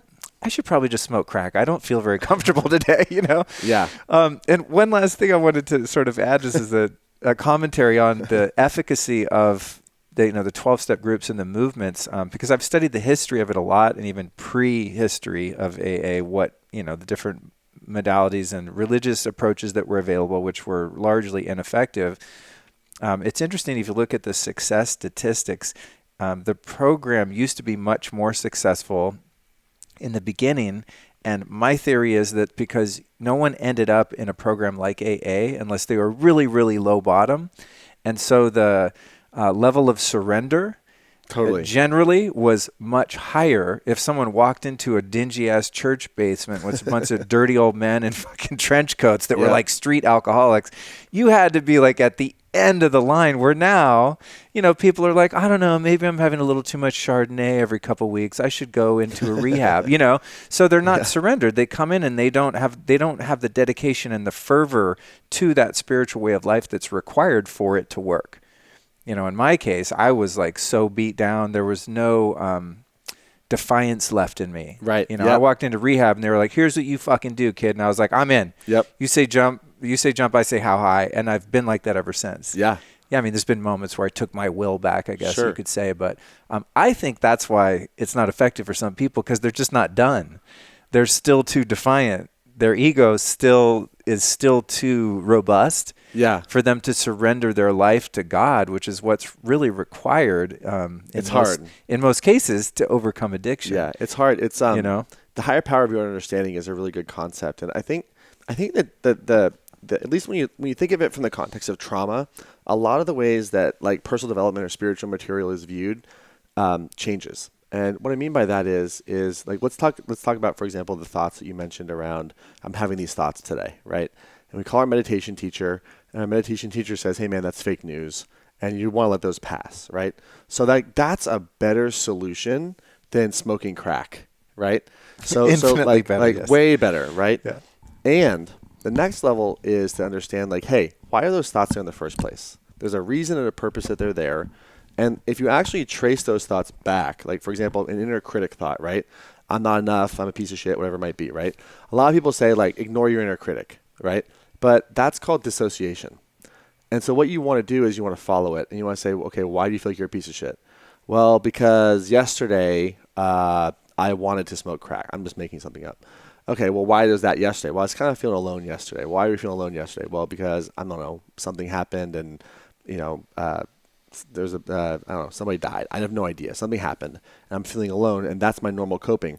Well, what's so hard about being alone? Well, I'm not used to being alone. Well, what does it feel like to be alone for you? It feels terrifying. Okay, well, why does it feel terrifying? Well, because I have this experience in my past of always being alone and overcoming for me. Well, why did you want somebody to come for you? Well, I want someone to come and acknowledge me because I actually want connection. And you're like, oh, so if you trace it all the way down, like, you want connection. Interesting. Well, what kind of connection were you hoping for back then? I just want someone to reach for me, right? Well, what would have to happen for someone to reach for you? Well, I just want them to check in on me, or just I want to acknowledge that I'm feeling this way and have that be okay and not to suppress it. And then all of a sudden you start to realize, like, these like cravings or these voices have a actual weird, like, in a weird way, a purpose to get you back to what you want originally. And it's like an old voice that kind of says, just do it this way, right? So it's like, on the one hand, I have these thoughts that I may be uncomfortable with. But what's interesting is what solved the problem wasn't him telling you it's fake news, probably. It's you actually connecting with him. Like, that connection is what probably, I would imagine, I don't know your history too much, but that's probably more healing than the acknowledgement of pushing him away. Because what happens, unfortunately, in the spiritual community far too often is spiritual practice becomes a way to deny trauma and dissociate from trauma. And I know how dissociated somebody is by how much they use the third party or third person languaging. Like, we, us, they. Like, if they only hang, like, we are experiencing the equinox vortex and we together are on a mission so that they can this and we can that. And, like, it's like, whoa, let's talk about your trauma, right? If you get into second person, like you, maybe a little less dissociated, but when you get into I am feeling this way, it's very different. And so from a trauma-informed perspective, especially like limiting beliefs, like I don't believe in limiting beliefs. That's not really what happens. A limiting belief, think about it, it's a limiting belief. Well, why would you have that in the first place? Well, actually, if I go back in my history enough, that belief kept me alive. It kept me safe. So it's a survival belief. And the next level of abundance for you may not be changing a limiting belief. It might be actually realizing that you can feel safe receiving more, which never happened before. And so it's a reframing of a lot of the sort of common lexicon words and vocabulary that we've used for a long time in spirituality and personal development as a collective, to realize every person, every behavior, every thought, all of it has a purpose. And that's my big belief, is that like every diagnosis, every maladaptive thought, all of it has a purpose. And if you can actually, instead of ignoring it, trace it back to where it is coming from and then meet the need, it's very simple. If you're hungry, you can understand the biochemistry of hunger. You can understand what happens to leptin levels and ghrelin levels and insulin levels and blood sugar levels and how long they would last. You can understand hydration processes and, what's the rate of dehydration based on the current environment. And okay, we're gonna have a predictive model of dehydration and ghrelin and hunger, and the dehydration will go faster than the hunger. So here's the model of how long we have all that stuff. Or if you're like, hey, here's some food. And you're like, oh, I feel so much better, right? So we can spend all this time just sort of like trying to understand a process, which is important. But the fastest way to heal trauma is to trace those thoughts, identify the need that's missing, and then understand how to get those needs met in a way that suits you today. And so I am not fast to pathologize or ignore thoughts that my clients have. It's more about like, hey, how'd that thought serve you, and what's the need it's trying to meet? And then if we can help you meet that need, you're going to be good long term, because we're going to give your brain and that addiction part of you a better solution. Because if you give someone a better solution, they don't want the old solution anymore. But if you just beat them down and say, well, that's a bad solution, and white knuckle it or ignore it, well, that's why they're going to go back, right? Because it's like that was their dependable friend. So it's more about building healthier attachments and understanding what you need. And that's harder to do because those models are emerging, right? So dissociation is good. That's like, I call that like high level coping, right? So low level coping is like heroin and crack, right? High level coping is like Kundalini yoga and kale, but I'm going to put my thoughts over here. And that's a huge improvement. And by the way, I'm talking about myself, okay? The next level is I'm angry at my partner because she's asking me for help. Why? Well, when I was a child, no one ever came, so I don't believe she's actually going to help me. She must have a selfish interest. I don't fucking trust her. My nervous system's trying to keep me defensive. I'm trying to survive here. That never happened to me. Oh my God, I'm freaking. Oh my God, I'm scared to receive help. Well, why is that? Well, I never got it. And then I can say, hey, honey, I know you're offering help right now, but that's terrifying for me. So can you be a little gentler with me and just know that this is terrifying? And no one can do that by themselves. You need a coach and a mentor. But that vulnerability is something that people like, it takes time to get there. So when Brene Brown talks about vulnerability, what she's really talking about is like unwinding those defensive survival patterns and understanding what's underneath it is this vulnerable child who has no clue how to meet their needs or what their needs are, and has no clue how to ask for it in a relationship that's meaningful to them, because that's terrifying. And that's like the work. That's like the deeper work. And it's the hardest work on the planet. We can send somebody to Mars, but we can't do trauma work because people like Elon Musk don't value it. Right? Elon Musk says he doesn't talk about his father because there's no value. That's the most valuable thing he could do. Elon, please do not send traumatized people to Mars. We do not need to spread human suffering to another planet. Also, Elon, please do not put 5G satellites in the fucking atmosphere that are pointed down on humanity. Yeah, evil totally. Weirdo. Like, I just found that out. I'm like, are you serious? I'm moving out of this neighborhood because of the 5G antennas all over. And they're like, yeah, Elon Musk wants to put them up in the atmosphere and just blanket the whole population with it. I'm like, awesome. Like, can't you use your smart for something productive? But you're on a really good track here. And it was kind of leading into my next question is like, why doesn't just going to therapy and talking about your childhood and looking at your wounded inner child and observing those patterns and just talking and getting all those emotions out, pounding pillows with a wiffle bat, like, emoting, getting all that stuff out of your body, that doesn't I mean, I've done all that stuff. I've been to, on-site in Nashville a couple times. I've done the Hoffman process. I've done all sorts of experiential therapy and all kinds of stuff. Yet I find myself, say, in a relationship, approaching it from in a completely new way, a more conscious way perhaps than before, and find despite going into all that trauma, talking about it, working it out of my body, doing all those things I described, still getting triggered by weird little things and kind of just getting befuddled and like, duh, this feels uncomfortable. It must be their fault. Yeah. And it's like, meanwhile, said person is totally innocent, is just being perfect and awesome. Or are they? Yeah. And then, the mind has sort of created like these stories. And then what I've found it's hard to sort of build this into a question out of it, but it's like what I've found is the willingness for me and the courage to just stay open-hearted. I think that's like my number one tool I'm really working with right now in my life, is just no matter what, I'm not closing. I don't care how scared I am. I don't care how bad anything hurts. I'm not closing my heart, right? And so if something like triggers me, I can sort of see, and I can trace back, as you were saying, like that. But then the next step is communicating that to the other person, which is terrifying because there's preconceived ideas, or what you said you don't believe in limiting beliefs, but you could, I don't know how else to say it, like the limiting belief, if I expose the mechanism of trauma that I just discovered and the fact that I'm triggered because of that this person is going to abandon me, reject me, hurt me even more, whatever the case may be. And I've been experimenting a bit with that and actually communicating those things and finding these amazing results where it's like, oh my God, these huge breakthroughs. And all I've done is just like refuse to shut down, refuse to believe the thoughts that my mind is having, and just being sort of what feels like suicidal and just going like, you know what I mean? Just like, okay, just go ahead and kill me. Here's what's going on in my heart and in my mind right now. This is what I'm experiencing. It's such a good question. It's a big question. And by the way, your transparency around that is so beautiful. Thank you. I mean, it's a 40-part question. I'm trying to digest. I mean, this is real time stuff. So I'm trying to digest it because I'm committed to my growth. And I think by processing these things with guests, the feedback I get from the listeners and viewers is like, oh my God, thank you for bringing this up. I relate. I'm going through the same thing. Thank you for your vulnerability.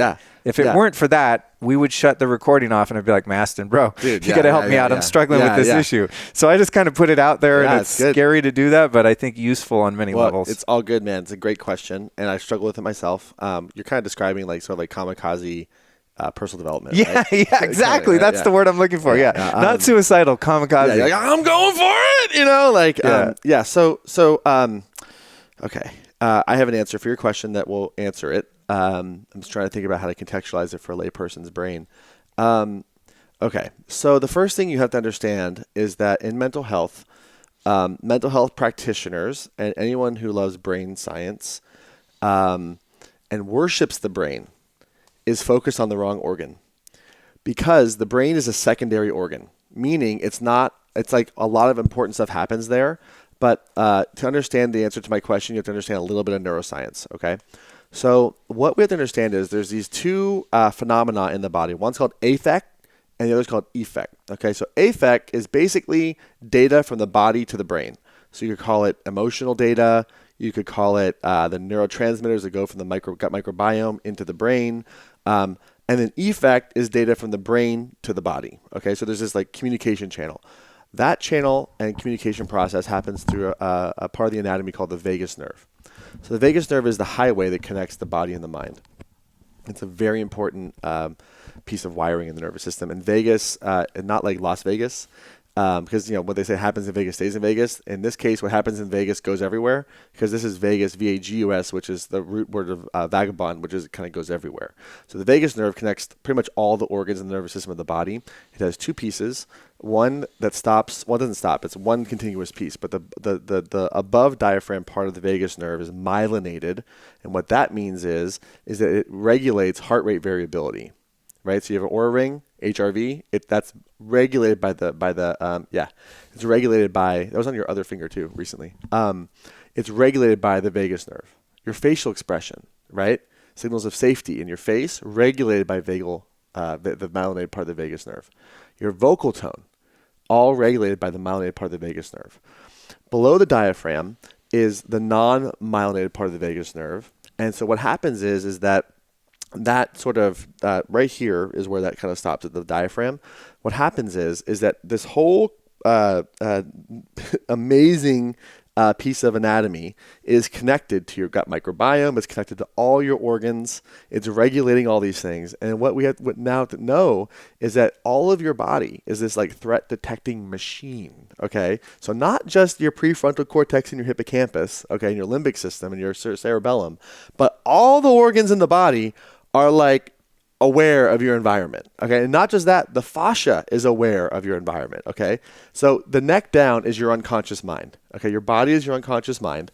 So there's all these decisions that are being made and being sent up the vagus nerve right into the brainstem and the limbic system before you even have a chance to decide, okay? So because here's the thing, you don't have time in the wild to determine if some shit's a threat or not. You just got to move, right? That's all affect, okay? And there's 10 times more affect than effect, which means there's 10 times more data coming up from the body than down from the brain. So the brain is like a picture of the body health in a lot of ways. And there's a bidirectional communication that happens. And if your body is dysregulated, your brain's going to be dysregulated. So what does that have to do with your question? Everything. Because the expectation that any human being will not get triggered is unrealistic. Because what happens is... God damn it, I was hoping it was fixable. Well, here's how it's fixable, okay? It is fixable. Okay. What you have to understand is, let's just talk about a relationship for a second, right? So everybody has a person that they're in a relationship with, or they were, that has a certain tone, that when they make that tone, I'm going to walk on eggshells, or things are not good, or there's a facial expression, like there's a certain facial expression. Tone and facial expression are signals of safety or danger, right? So reptiles don't have that. It's a mammalian feature. And so what happens is in a relationship, something might trigger you before you know your face has been hijacked. So you go from, oh my God, to, and you don't even know it's happened. It's pre-conscious. Your tone changes. And the other person interprets all that with it's called neuroception, the perception of the nervous system. They see your facial expression change and your tone change, and then they get all defensive and they get hijacked, and both people are hijacked before they even know what's happening. And then they're into a fight, and then they're blaming each other. Like, well, your face is this. Well, your face is that. I can't see my face. It's my face. Like all this type of stuff. So the compassion comes in to understand that when neuroception finds a threat that triggers us, it goes right into the limbic system brainstem, right into the hippocampus, and all the functions of the prefrontal cortex get hijacked by the limbic system. And all of a sudden you're in fight or flight. And you got cortisol, and you got adrenaline, and your heart rate is up, and all that stuff's starting to happen, right? And so that happens without you making a decision. I know. That is so, dude, this is so brilliant the way you broke it down, because having done a bit of work, I know that when I'm triggered, it's bullshit. It's not bullshit, though. Here's why, though. Okay. Because in the past, that signal meant danger. In the past. Okay. So we have to honor the body, because here's the thing: the body's response is never bad. It's only adaptive.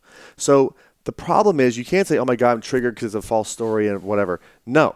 In the past, something like that was dangerous. It was hard.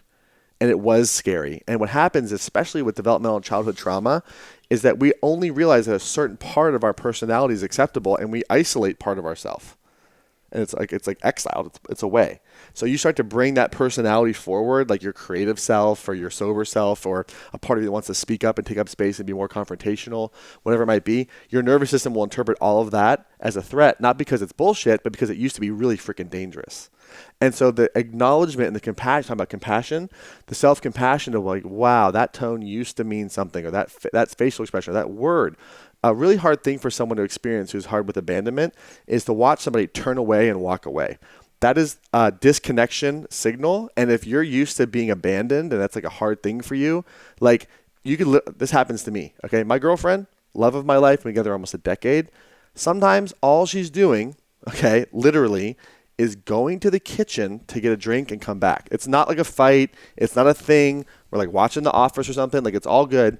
And my nervous system is like, freaks out. And I'm like, a part of me is like, she's never coming back because I'm used to someone not coming back for the first 18 years of my life emotionally. So instead of saying that's a false belief, I have compassion for the 2-year-old part of me that never had anyone come back. I go, she's coming back, dude.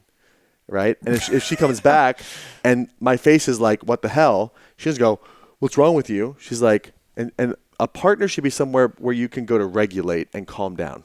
That's what a partner should be. So when you see someone who's activated, you don't go, don't get triggered. You're not doing your meditation right? You go, oh my God, they're in their younger self and they're activated. They not even in control.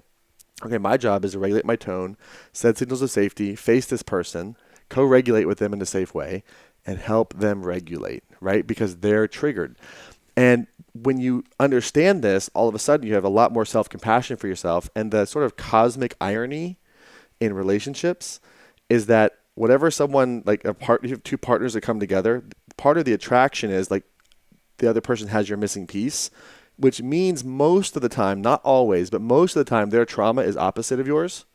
So whatever triggers you, for them is like no big deal. And whatever triggers them for you is no big deal. And you almost minimize it in a lot of ways. And then you trigger each other in opposite ways. So the opportunity in a relationship isn't, I can't get triggered. It's like, holy cow, the trigger is my yoga class today. Like, I need to have more emotional flexibility and self-compassion and realize, oh, I have my 5-year-old self coming up right now that's used to people leaving. So I'm not going to minimize it and call it fake news. I'm going to say, all right, man, I feel you. Thank you. Let me tell you something. This is a reparenting process. She's not going anywhere. She's just going to the kitchen to get a drink. You're all good. Breathe through it. It takes 90 seconds to 2 minutes for the energy and the emotion to pass through the body biochemically if it doesn't get re-triggered again, and then to self-regulate again. And the most important piece in relationship, just like in building muscle in the gym, is that's like a micro trauma when you have that disconnection. The recovery, muscle is built when you recover. So you talk about Aubrey Marcus, right? He goes and crushes it with his gorilla kettlebell, right? So he'll rip his muscle apart and he'll have micro trauma. And then when he sleeps, that's when the muscle's built, right? Same for you or me. So the healing, like you're talking about, why do I do all this stuff, Hoffman and stuff, and then it still happens? Because the healing happens in the relationship, not in the seminar. Oh. The seminar makes it possible for you to react differently in the relationship, but the relationship is the gym. The relationship is the seminar, and you can't do it by yourself, which is why the self-love revolution is awesome, but it's incomplete because people want to be islands, not getting triggered, right? Versus like, actually, how good are you at repairing with somebody? And so the process is more about repair. And the faster you can repair in a relationship, that's a sign of a healthy relationship. It's not the expectation that you're not going to get into it. I had a friend of mine.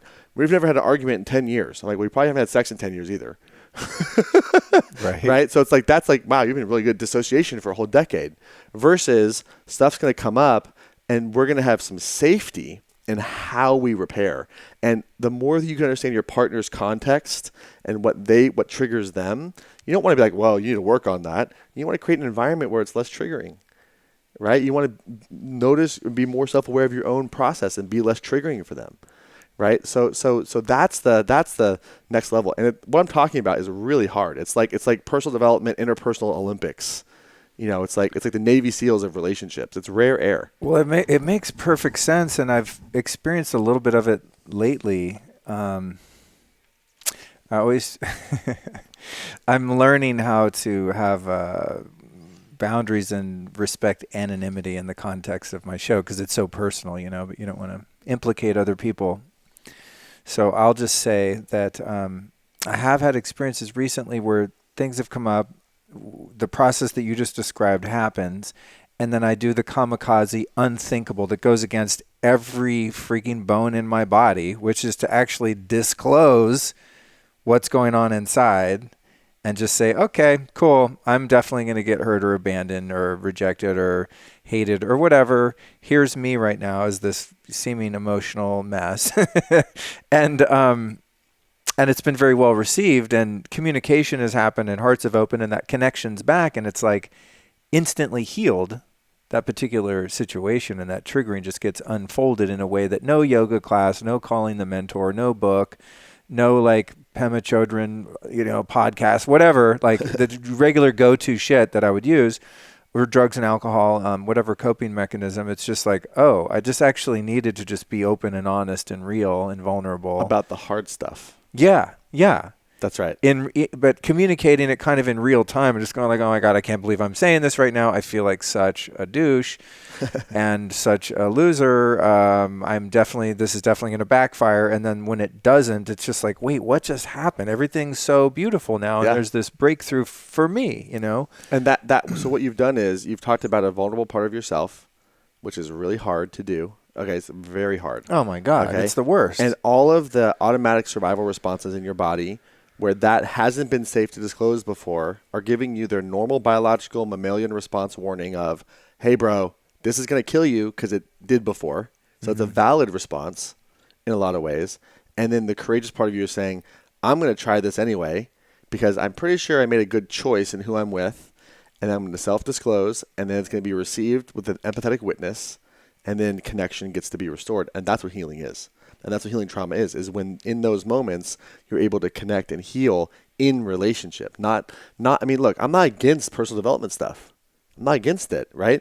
But it's like to apply it, it has to be applied in relationship. So when people say to me, Master, I did my trauma work, I'm like, you didn't do your trauma work. You made a list of your traumas. Trauma work is in relationship where you're like, hey, here's the most terrified part of me. You didn't leave. And then there's another part. It's like, shit, they didn't leave. Now what? Right. And that's a whole other issue. And so when two people have those mutually shared contexts between each other, that's a rare air, really sacred relationship. And it's what has to happen more and more because, the standard personal development message is you have to self-regulate. You have to do it on your own. I'm so great. And same thing with mental health, right? Mental health is, the mental health message is self-regulate your emotions or we will medicate you. But that's not how we're built. We're built for connection. The brain is a social organ, right? And so the way we're actually wired is to co-regulate together where we're like, like what you just shared and like create those secure attachments. And when we have those secure attachments in a relationship, then we can self-regulate, right? But without that, it's not going to happen. It's just not That's so physiologically true. not possible. That's so true because that sort of self-analysis and unpacking, all of the triggers and the origins of the triggers only gets you to a certain point. It's really true. There's definitely limits to what you can do on your own. It's the warm up for the work. Right. Wow, this is so mind blowing. You see me getting emotional here. I did see a somatic response. Yeah, I wasn't going to push it because we're recording. It's all good. I'm a basket case on my show all the time, and I love it. It's a very freeing to just let it out, but. I'm going through a real healing process right now of, for the first time, really exploring some of these things that you're talking about, in the context of relationship. And just, I've had so many sort of preconceived ideas. I think a lot of it has to do with just being a man and just stuff you pick up from other men who are misinformed or limited in their perspective and their emotional availability. That it's like, this is the shit you talk about with the homies. You don't ever tell her what's going on in your mind. Like, are you crazy? She'll definitely leave you, know? Yeah. I mean, that's really like the kind of framework that I'm bringing to the table because in of many the cases. History, right? So I have an equation that describes all mental health, all behavior. You want to know what it is? What? So make sure I remember. Of course I do. I wasn't ready for this. I have to make sure. Okay, so it's H plus E equals B. Okay, so history plus environment equals behavior, right? And so you have to take your history into context, your current environment into context, and that will produce a behavior, right? And so I'll give you a really extreme example, okay? So Adam Lanza, right, who was the guy who shot up a Sandy Hook school horribly, right? How could he possibly do it? Simple. He had emotional withdrawal from his mother, who was giving her presents to children. And so because he felt so neglected for so long, killed her and the kids that she cared about because he was so defiant and angry. Okay, now that doesn't excuse it. It's horrible, but all of a sudden it creates a different context, right? And then now let's flip over to Harry Potter, okay? If you look at J.K. Rowling's discussions around Harry Potter, the only difference between Harry Potter and Voldemort, he who shan't be named, right, is that Harry had the love of his mother. Voldemort never had a loving mother. There was never that secure attachment that was created, that physical proximity and presence and responsiveness that when I cry out, my needs are going to get met. And the more that someone learns that when I cry out, my needs won't get met, all of these emergent maladaptive properties start to emerge. Right, so that's how you get sociopaths and psychological pathology.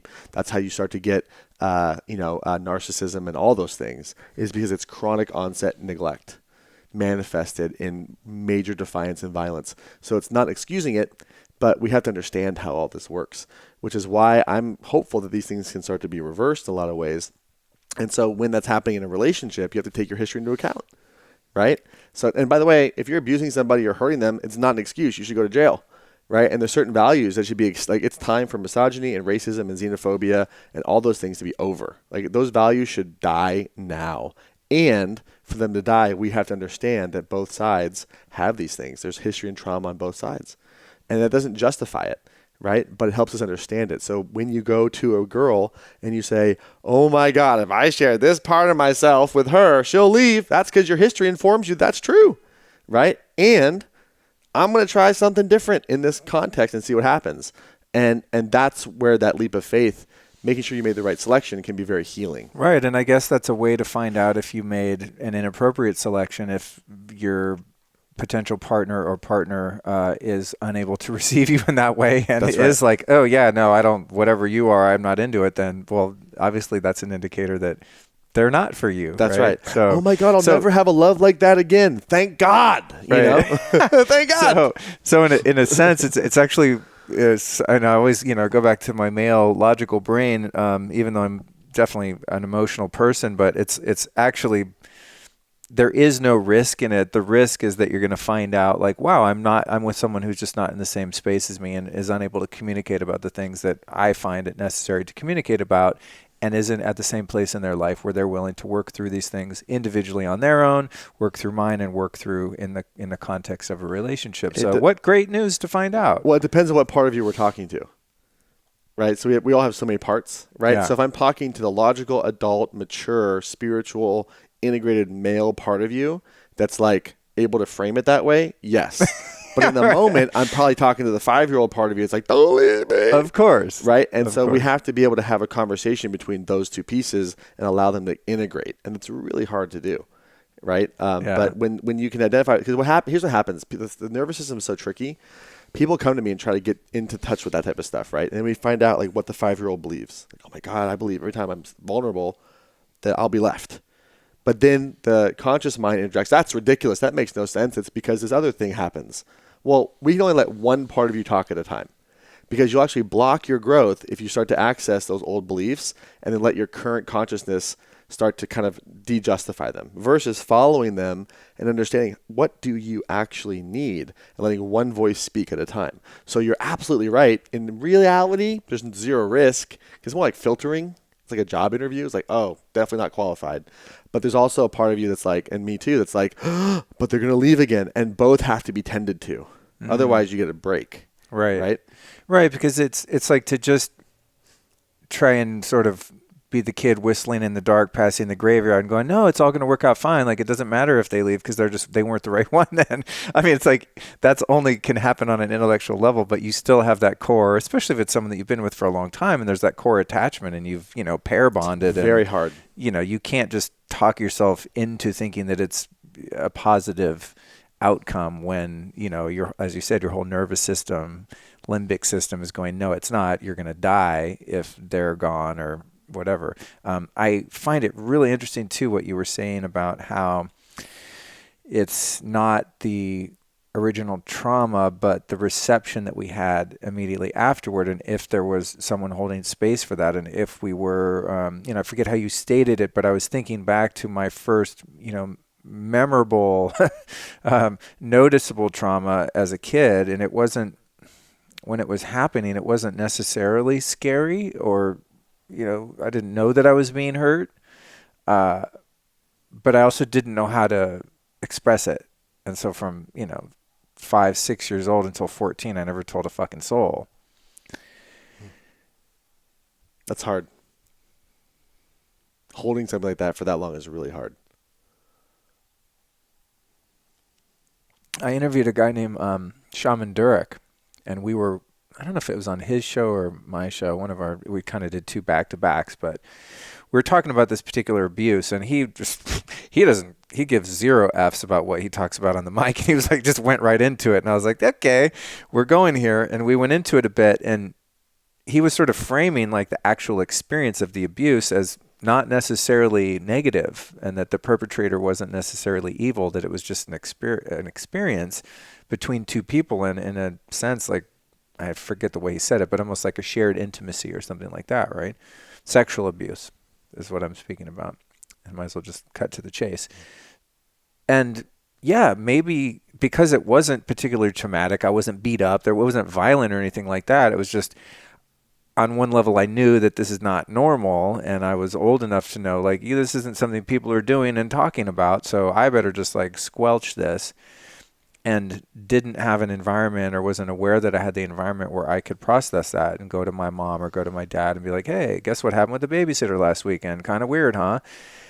There was none of that. It was just like, uh-oh, I'm unworthy, the shame, the secrets, then all of the, hiding other things, and all my behavior that started to manifest, and the reaction to that is just so clear for me to see at this point. Started being violent and just doing all kinds of crazy, wacky stuff for a kid that age. And that was my reaction to it, because I didn't know how to process it. So what you're saying is that it's like, yeah, there's the original trauma, but then there's the trauma from 5 years old to 14 of holding that and not knowing what to do with that, and having something so psychologically burdensome that I'm just like trying to juggle that. Yeah. So I'm going to respond differently than the other person did. Yeah. For a moment, because every experience can be viewed from different places. And if you deny the first step, then the rest of them are ineffective. So I wanted to say, I'm so sorry you had to go through that. It's a really hard thing to go through. It's a hard thing to hold by yourself. And it's something that no child should ever go through, ever. Because children are vulnerable, and you're coping, and the way that the resilience that you've shown is heroic. And I don't mean that through hyperbole. I mean that because it's fucking true. And I hope you can feel my sincerity, because it's hard what you did and what happened to you. How does that feel, saying that? It feels like, why the fuck am I talking about this on my podcast? But what's the feeling though? That's a question. No, I know. I'm being playful. No, the feeling is, it feels good, and that's what would have been nice to hear at the time. Yeah. And here's why, okay? Because it's fucking true, right? The problem with a lot of personal development, under good guys, like under good intentions, is that it creates what's called trauma denial. And the reason why people have trauma denial is because they think that by acknowledging trauma, they're a victim. Oh, I'm not a victim. I'm fine, right? And what we have to do is first acknowledge it. And what you experienced is what's called immobilization. Right? So forced immobilization is the worst thing you can do to a human being or any mammal. No mammal wants to be forcibly immobilized, right? It's the worst thing you can do. It's so traumatizing, especially when you're young and like someone bigger than you that you trust that, I don't know. But then if your parents aren't around or there's not emotional availability, there's also a part that's like, wow, I kind of like that because I'm not alone now, because now I'm so isolated. But is love pain? Is pain love? Like, well, God, neglect is so bad. Maybe this is what's good. So there's all this confusion. And I've had lots of trauma survivors that talk to me about their experience as a child, and they acknowledge that on a certain level, there was there was value in the connection, because at least they weren't alone, right? So they said, well, I'm not alone and abandoned, so this painful connection is better, which is a strange thing to talk about. But I've had that acknowledged by multiple trauma survivors I've worked with. And the behavior is still unacceptable, and what you went through is still atrocious, and the fact that you had to hold it for 8 years by yourself means that there wasn't just one trauma, there was daily trauma as a result. And the term of the DSM for that is complex trauma, because it's not just what happened, it's the compound effect of what happened too. And so that's a beautiful setup for addiction, because I can't trust other people, so I'm going to trust this thing over here. And so, the alcohol, the drugs, far more trustworthy, because even though I, kind of being a dick, or my body, I'm having a hard time waking up or whatever, at least it's not hurting me and immobilizing me, right? So like your process of coping based on your history is intelligent in a lot of ways because there's no one to share it with, and not being able to share it is re-traumatizing every time that it's withheld or sort of swept under the rug or not acknowledged. And denying it and just saying it was an experience, that's like that's like 20 or 30 steps from now.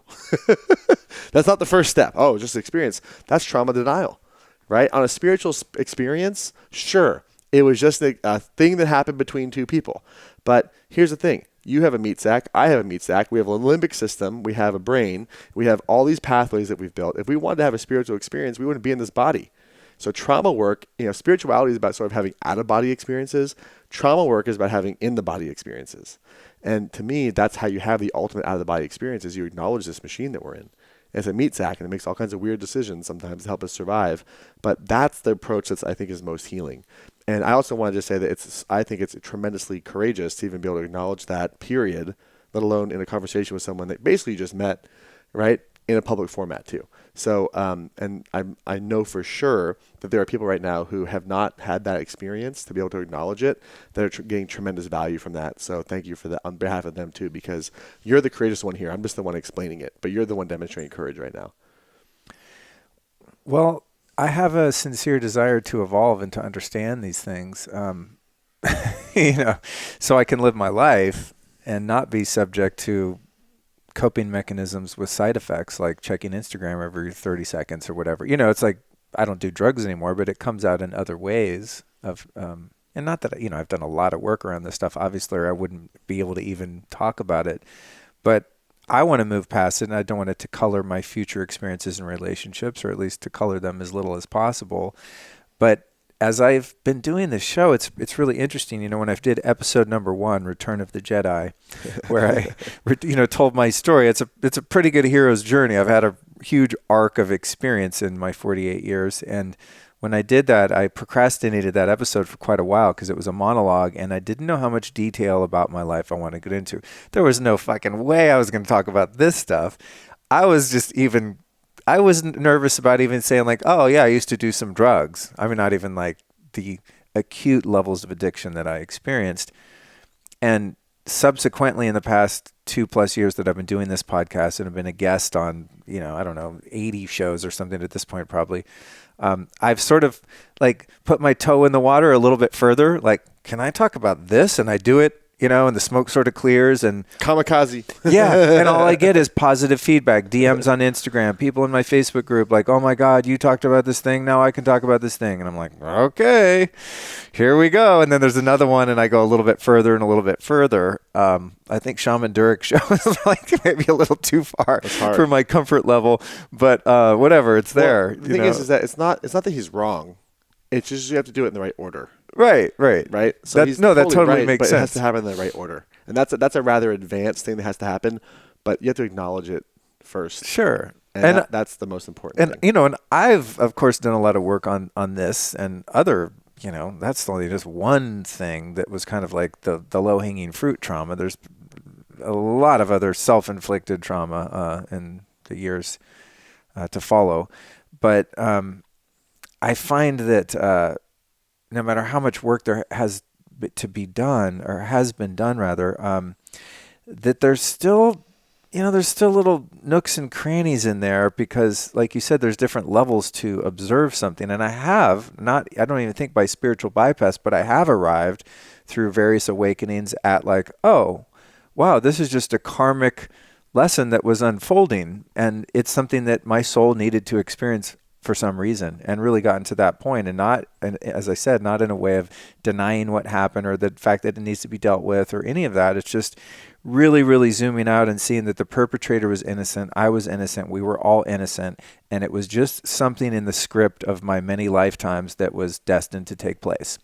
And that I've been able to contextualize that and turn that into a really beautiful life experience as a result. That's and thank God I became an alcoholic and a heroin addict and, all these things that people would not wish on their worst enemy. I'm grateful for it because I'm the fucking guy sitting here right now because that happened. Totally. I might be another awesome version of Luke's story had I had a loving, connected family and no abusers around. Or who knows? Maybe I'd be, even more awesome guy. But I like the person that I am. Yeah. And it took that as part of the journey to take me to where I am now. And where maybe I can have a conversation like this that benefits thousands and thousands of people. It's rare air, first and foremost. Okay. So most people don't get that far. And the other thing is, I want to just, because I'm imagining someone who maybe was just considering this episode for the first time. What you're describing is the advanced awareness after a lot of work. You don't start with, well, they're innocent and I'm innocent. Because if you tell someone who's at a very beginning level, it's like, definitely not. Screw you, right? Yeah. And also, it's completely illegal. And so there's multiple layers, right? So it's like talking about like Return of the Jedi, right?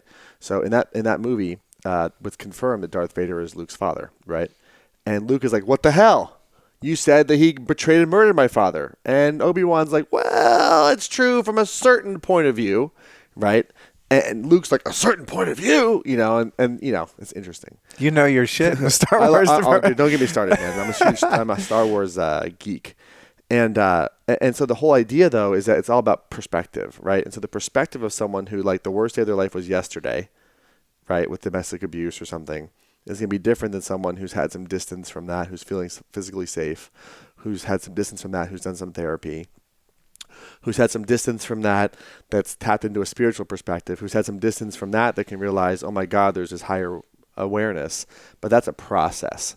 And so if you talk to someone about that at an early stage, it comes off very cold. But if you talk to someone at the right stage, it's the next leap for them. So I want to make sure that everyone understands that this is a progressive process. It's not something that you just arrive at, okay, cool, everybody's innocent. Because, Larry Nassar, the guy who worked on all the doctor for the U.S. Olympic gymnasts, right? He should be in jail for the rest of his life for what he did, even if he had trauma, right? Because he abused all those women. Absolutely inexcusable, right? Someone who murders somebody, inexcusable. And the care can maybe not be the electric chair, but trauma, but they should go away forever, right? So it's all within certain contexts. And so in the early days, it's a different context. It's like you're a victim, that person's an abuser, and you need that in the moment. But then it's like, you know what, you were victimized, and that person was a player in your karmic path. That's true too, but you got to get there. You don't start there. So I'll be very clear about that. And so, I wholeheartedly agree. And many years ago, there's no way I could have even conceptualized that point of view. It has been a lot of work in unpacking that and looking at it from so many different angles. And I mean, so much therapy and so much work around that.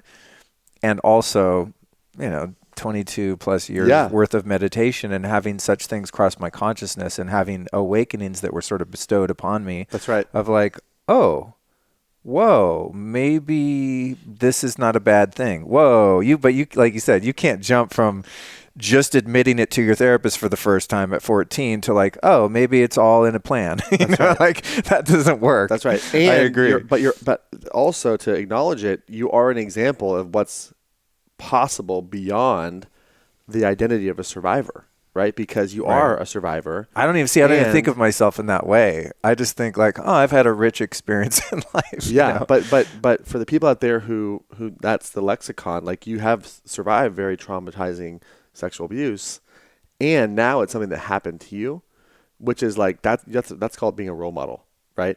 But the most important thing in all this process is to meet people where they are. And where you are in your development is far surpassed. Because most people, just to talk about it, let alone publicly, oh my God, they would never get that far. So you are a role model in that way, and it's amazing to see. It's something amazing to own, and it's a place to get to, but not a place to start.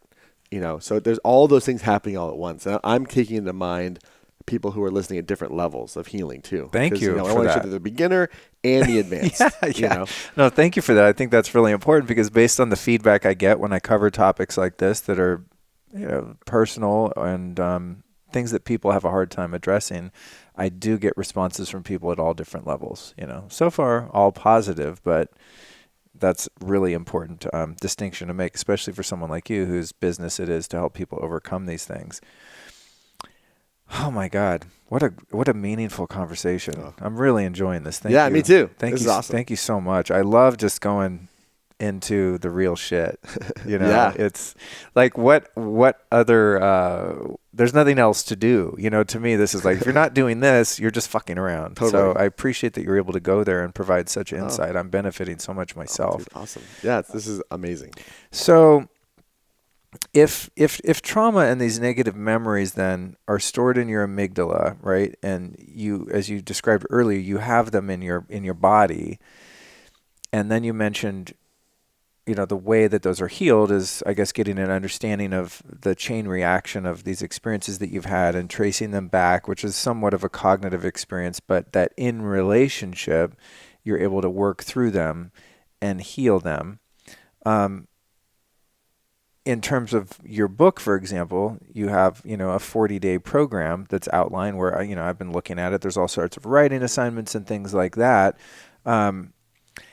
Is it possible to really undo these things and recover from them where we're not triggered anymore, or is that asking too much of the human experience?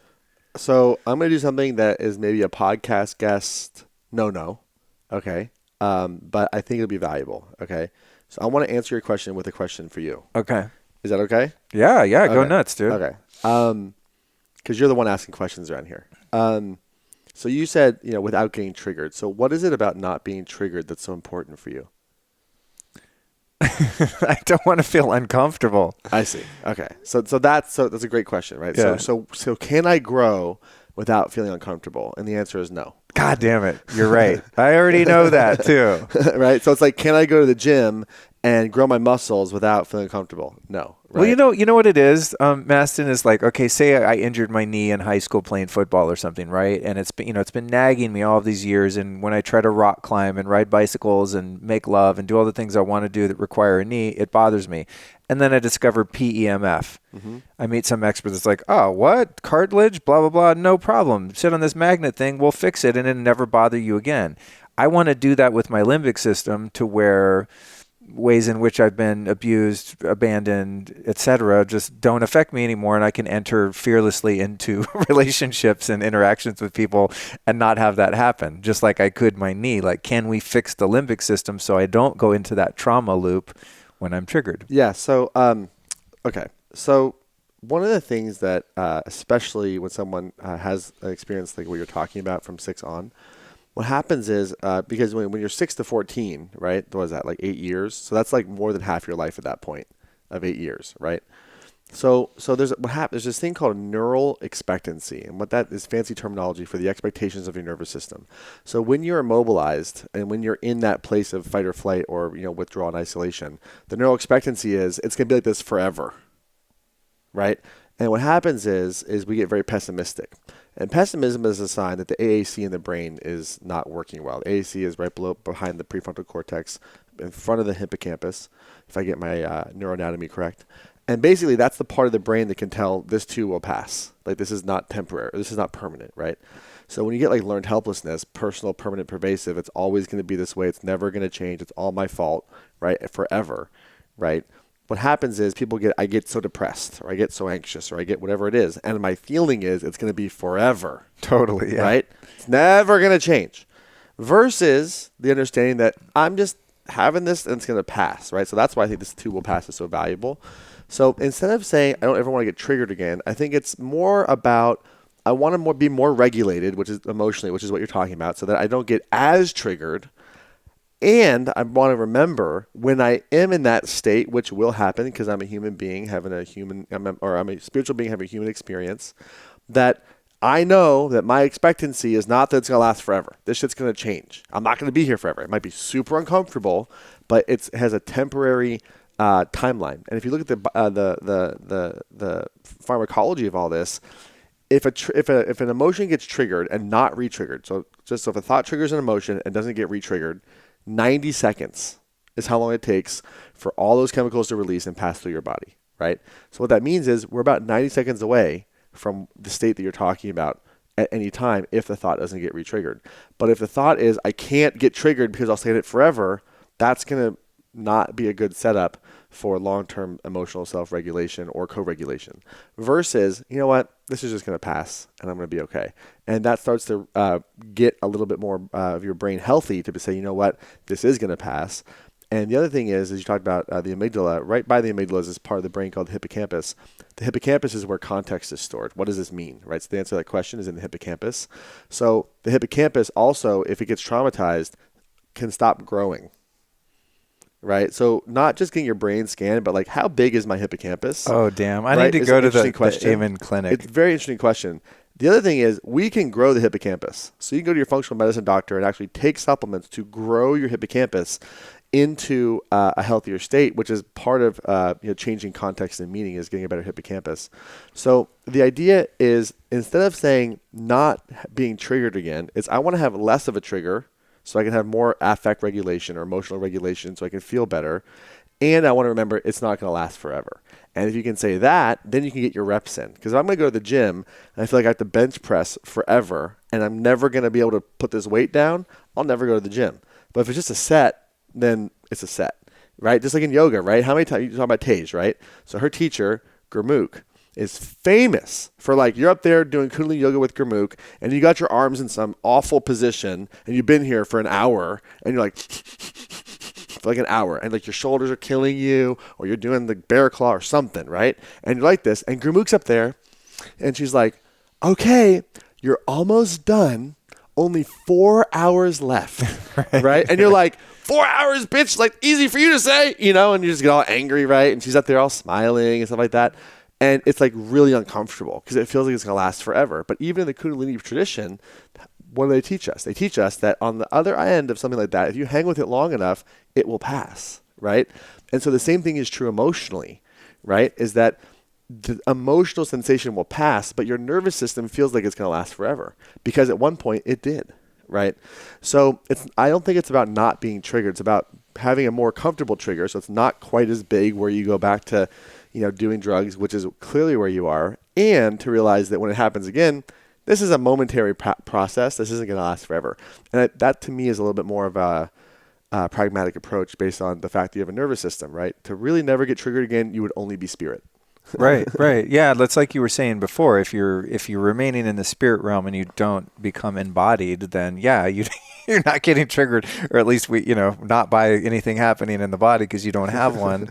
But since I have what I believe is volunteered to enter into this meat suit and cruise around here and learn the stupid lessons I have to learn on the earth plane, that it's kind of part and parcel, and that I can agree with that because I feel like I have agreed to come here and have the experience that I'm having. I think it's just like I have such an aversion to pain that as I start to build more awareness about what's happening around becoming triggered is the term we're using, it's like, oh yeah, this part of my brain is affecting the nervous system, blah blah blah, it's pumping out cortisol and adrenaline.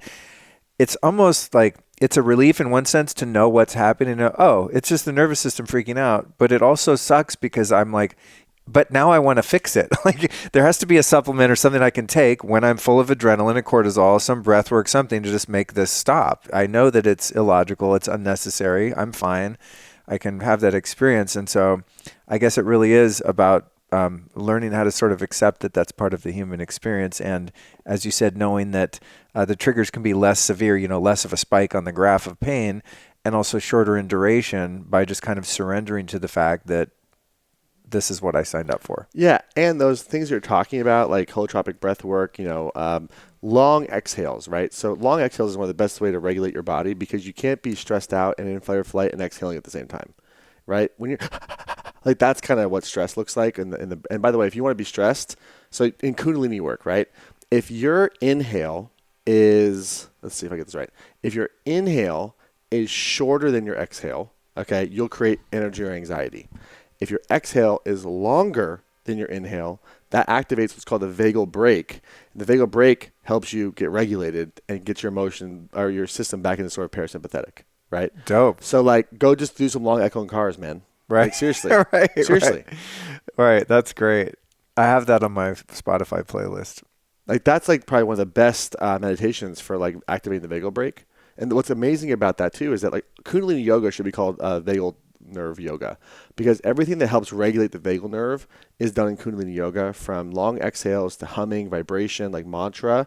The power of mantra isn't just in the meaning. Like, so if you're going to pronounce the Siddhi Guru Granth Sahib or the Mool Mantra, Ek Onkar Sat Nam Sat Guru Prasad, like all that stuff, right? There's meaning behind it, right? Or Sat Nam, long exhale.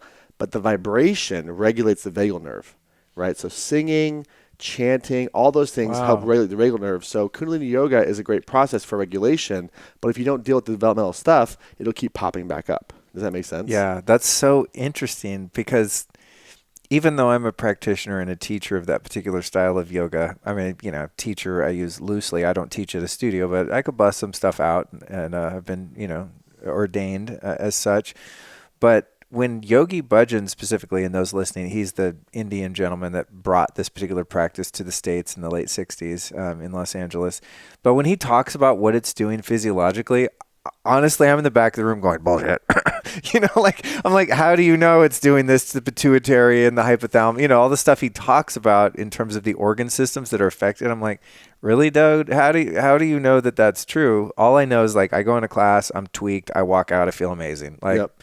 The results speak for themselves. I don't know about the rest of that stuff. Yeah, either, but what you just said, I'd not sure. heard. That's really fascinating. Well, every religious practice, data set. Okay, every religious practice has been around for the most part for thousands of years. They have a huge data set. Okay, they all involve certain things. Okay, chanting, some type of long exhales, co-regulation where they're together, right? And usually some type of like bowing process as well, or body movement process. Those are all designed, intentionally or not, to regulate the vagus nerve. Wow. Okay, so whether or not it's Muhammad or Guru Nanak or Jesus or whoever, right? Like, cool, like, have your religion, but we all have a vagus nerve, right? And it needs to be regulated, because if it's not regulated, you're going to be in all kinds of disorder emotionally.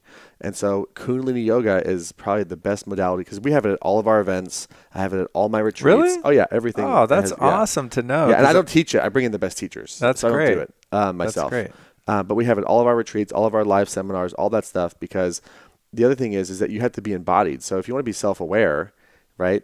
Bessel van der Kolk talks about this. It's like, a lot of psychotherapists are like, I don't know if my client is ready for yoga yet. It's like, no, you need to do yoga to get ready for psychotherapy. It's the other way around. Right. You need to be self-aware. Because you imagine, like, you at a Kundalini class and then you go see your therapist, like, best idea ever. Right. And so that's how we organize our events, is because when you're embodied, you're more self-aware, more ready to be self-aware too. That's cool. And more regulated emotionally. I love that, dude. Yeah, I recently did a workshop. I'm going to do another one at the Venice Rama, but I did one in New York, and I didn't call it a Kundalini yoga class. It's just a workshop called the High Love Experience, and just about really looking at what's blocking us from having the experience of unconditional love for all of reality all the time, which, trauma would be definitely one of those things. But I definitely wanted to integrate the chanting, the breathwork, and the music, and it was a really transformative experience. And then I went to Tony Robbins, and I was like, that's what this dude's doing. Which he learned from Guru Singh. No way. Yeah. Get out of here. Yeah. Oh, that is so funny, because I'm, obviously the techno, it's like a whole different environment. It's definitely not a chill, like yogic sort of scene in a Tony Robbins event, which was the most challenging part for me, by the way. I'm very finicky about music, and if it involves a techno beat, I'm out. But yeah, it is rough. Tony's like, some of this work's going to be really hard. I'm like, I don't care about the writing assignments and the groups. I'm good. It's like, just please don't turn that music on again. That's hilarious. But I have one song that he plays that I hate too, so I know what you mean. Yeah. But I was really watching, how he uses the movement and has the somatic experience as part of really anchoring those things in, and all the breaks he takes. And I was really observing just him as a teacher. He's quite a master at doing that, and it really reminded me of Kundalini yoga. Yeah, no, he Guru Singh is a good friend of his, and he sometimes facilitates some of his stuff. And so I didn't know they were connected. Yeah, they're totally I know connected. Guru Singh. He's been on the show too. Yeah, they're totally connected. And that's so weird. And the thing about Tony is he 100% is a master. He's a friend of mine. He's a mentor of mine. And my wish for his work is it to be more trauma informed, because what happened at the UPW about a year ago when he had addressed someone who's a part of the Me I Too was at that movement. one. Yeah. So like I'm sure there's lots of context created beforehand. And all that There type of was, stuff, right? trust me. Right. The shit, And for the record, the stuff that came out in the news was so edited. Twisted. It Yeah, for was sure. bizarre. I was like, Right. I was in the fucking room. Right. Exactly. But, that said. But with the context of like, you don't go up to a woman that you're taller than and get in her face, right? You get lower, right? It's NLP 101, like proximity, modality, submodality. You want to get lower. You want to lower your tone of voice.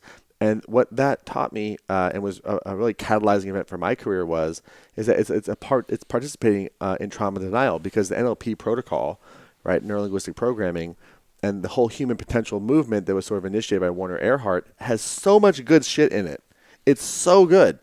And the idea that it doesn't matter what happened to you, just change your state now, is so uninformed about how trauma works, right? Right. And so I find it fascinating, because when you look at Tony's trauma history, which he's very public about, he talks about how bad of a mother he had emotionally, right? So I guarantee there's developmental trauma that he has not addressed around that relationship that I think was made manifest in that moment in a lot of ways. And I have no idea how he's responded to it or reacted to it since.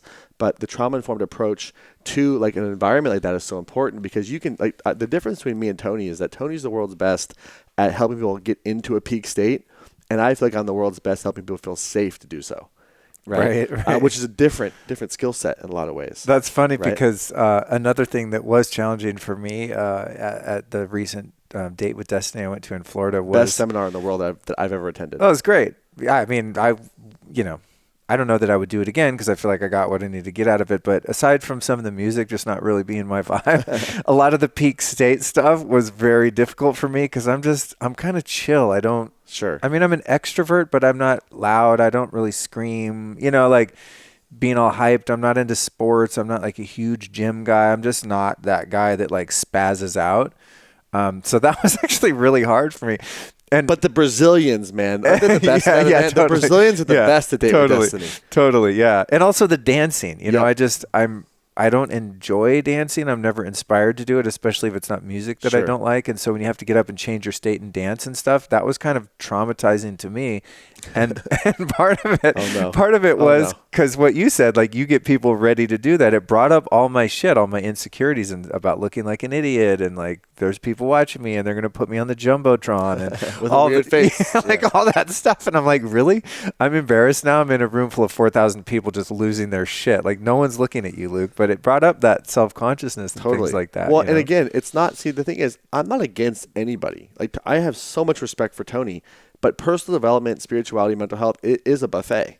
So his section of the buffet is required, necessary. He's a living master at what he does. To be able to watch him facilitate is a gift, right? And there's more, right? Yeah. And so, if I were with Tony, I haven't talked to Tony in probably a couple of years, but I would love to get into it with him about his developmental relationship with his mother and how that may have played out in that situation, and like what his relationship with women is like, in terms of like safety and all that type of stuff, and what would acknowledging trauma be like for him, and has he done that work? I have no idea what happens behind the scenes, but that was a very public experience. And in the context of the Me Too movement and environment that we're in now, it's really important for personal development and spirituality to upgrade and to understand trauma and to be able to understand what is it like to be marginalized, what is it like to have another sex that's dominant, that is objectifying you. Like those are important contexts for people like us who have white privilege to be able to acknowledge and go, and white male privilege, there is this other perspective, and acknowledging it doesn't make me a victim. Acknowledging it is very courageous.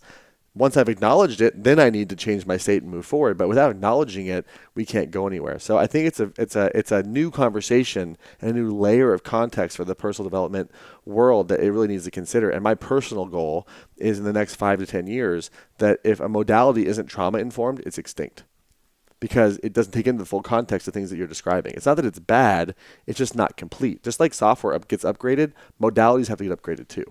Yeah. Well, as going, circling back to what we talked about in the beginning, I mean, I think just about every emotional, psychological ailment that has befuddled mankind is a result of trauma. I mean, there's no one I know that hasn't had it. It's just a matter of how they've reacted to it. And some people, as you said, have had more support in the wake of trauma than others. And now what I'm seeing based on this conversation is those of us that lacked the support and understanding in the wake of our trauma have been re-traumatized, by holding that for the period afterward, which is a really, really interesting thing to contemplate and to understand. And that explains a lot of why, I've seen people, my peers, friends, etc., loved ones that have had varying degrees of trauma, why it affects so many people so differently. I see some people they seem unscathed by horrific things they've been through, and some people, just whatever, a kid stole their lunch one day and they're like, just ruined their life. That's right. It's so funny how that is. And I want to run one concept by you. And that is, it's something that I've repeated a lot just based on the observation I just described. And for some reason, I just quote this Bob Marley lyric that says, every man's burden is the heaviest. And it's like, do you think that each one of us kind of experience whatever trauma we experience? Like, say, some kid stole my lunch at school and that was the worst thing that ever happened to me. And some kid broke your nose in school. Would our trauma subjectively be equal? I mean, taking out of the fact of however we were cared for afterward and all the rest of that. Yeah, the brain is a good question. So this happens. It's interesting how the Western competitive mindset shows up in my work with my clients. I'm more traumatized than him, bro. Oh man, like they want to either compete for who's most traumatized, or that never happened to me, so what I went through is insignificant. And the real truth is the brain interprets pain the same. So pain is pain is pain. So no one's trauma is more or less significant than somebody else's. What you went through is what you went through. And if you were traumatized, had pain because of it, that's what is, right? So it doesn't matter what the context is, right? Because, at a certain point, if you have enough neglect, just someone, saying hi could set you off, right? I have no idea, right? So it's really hard to put it on a scale and say, well, this trauma is more severe than that trauma. That said, I mean, Holocaust is pretty fucking bad. Rape, horrible. Things like that are atrocious. And what's fascinating when you get into talking to survivors is that everyone has a unique response to what happened to them based on the things that we're talking about. So it's totally contextualized based on the individual's unique makeup. So there is no one way, and each person has to have their own approach in terms of how you work with them, because what's traumatizing for one person, for somebody else, may not be, right? So it's completely 100% subjective. Right.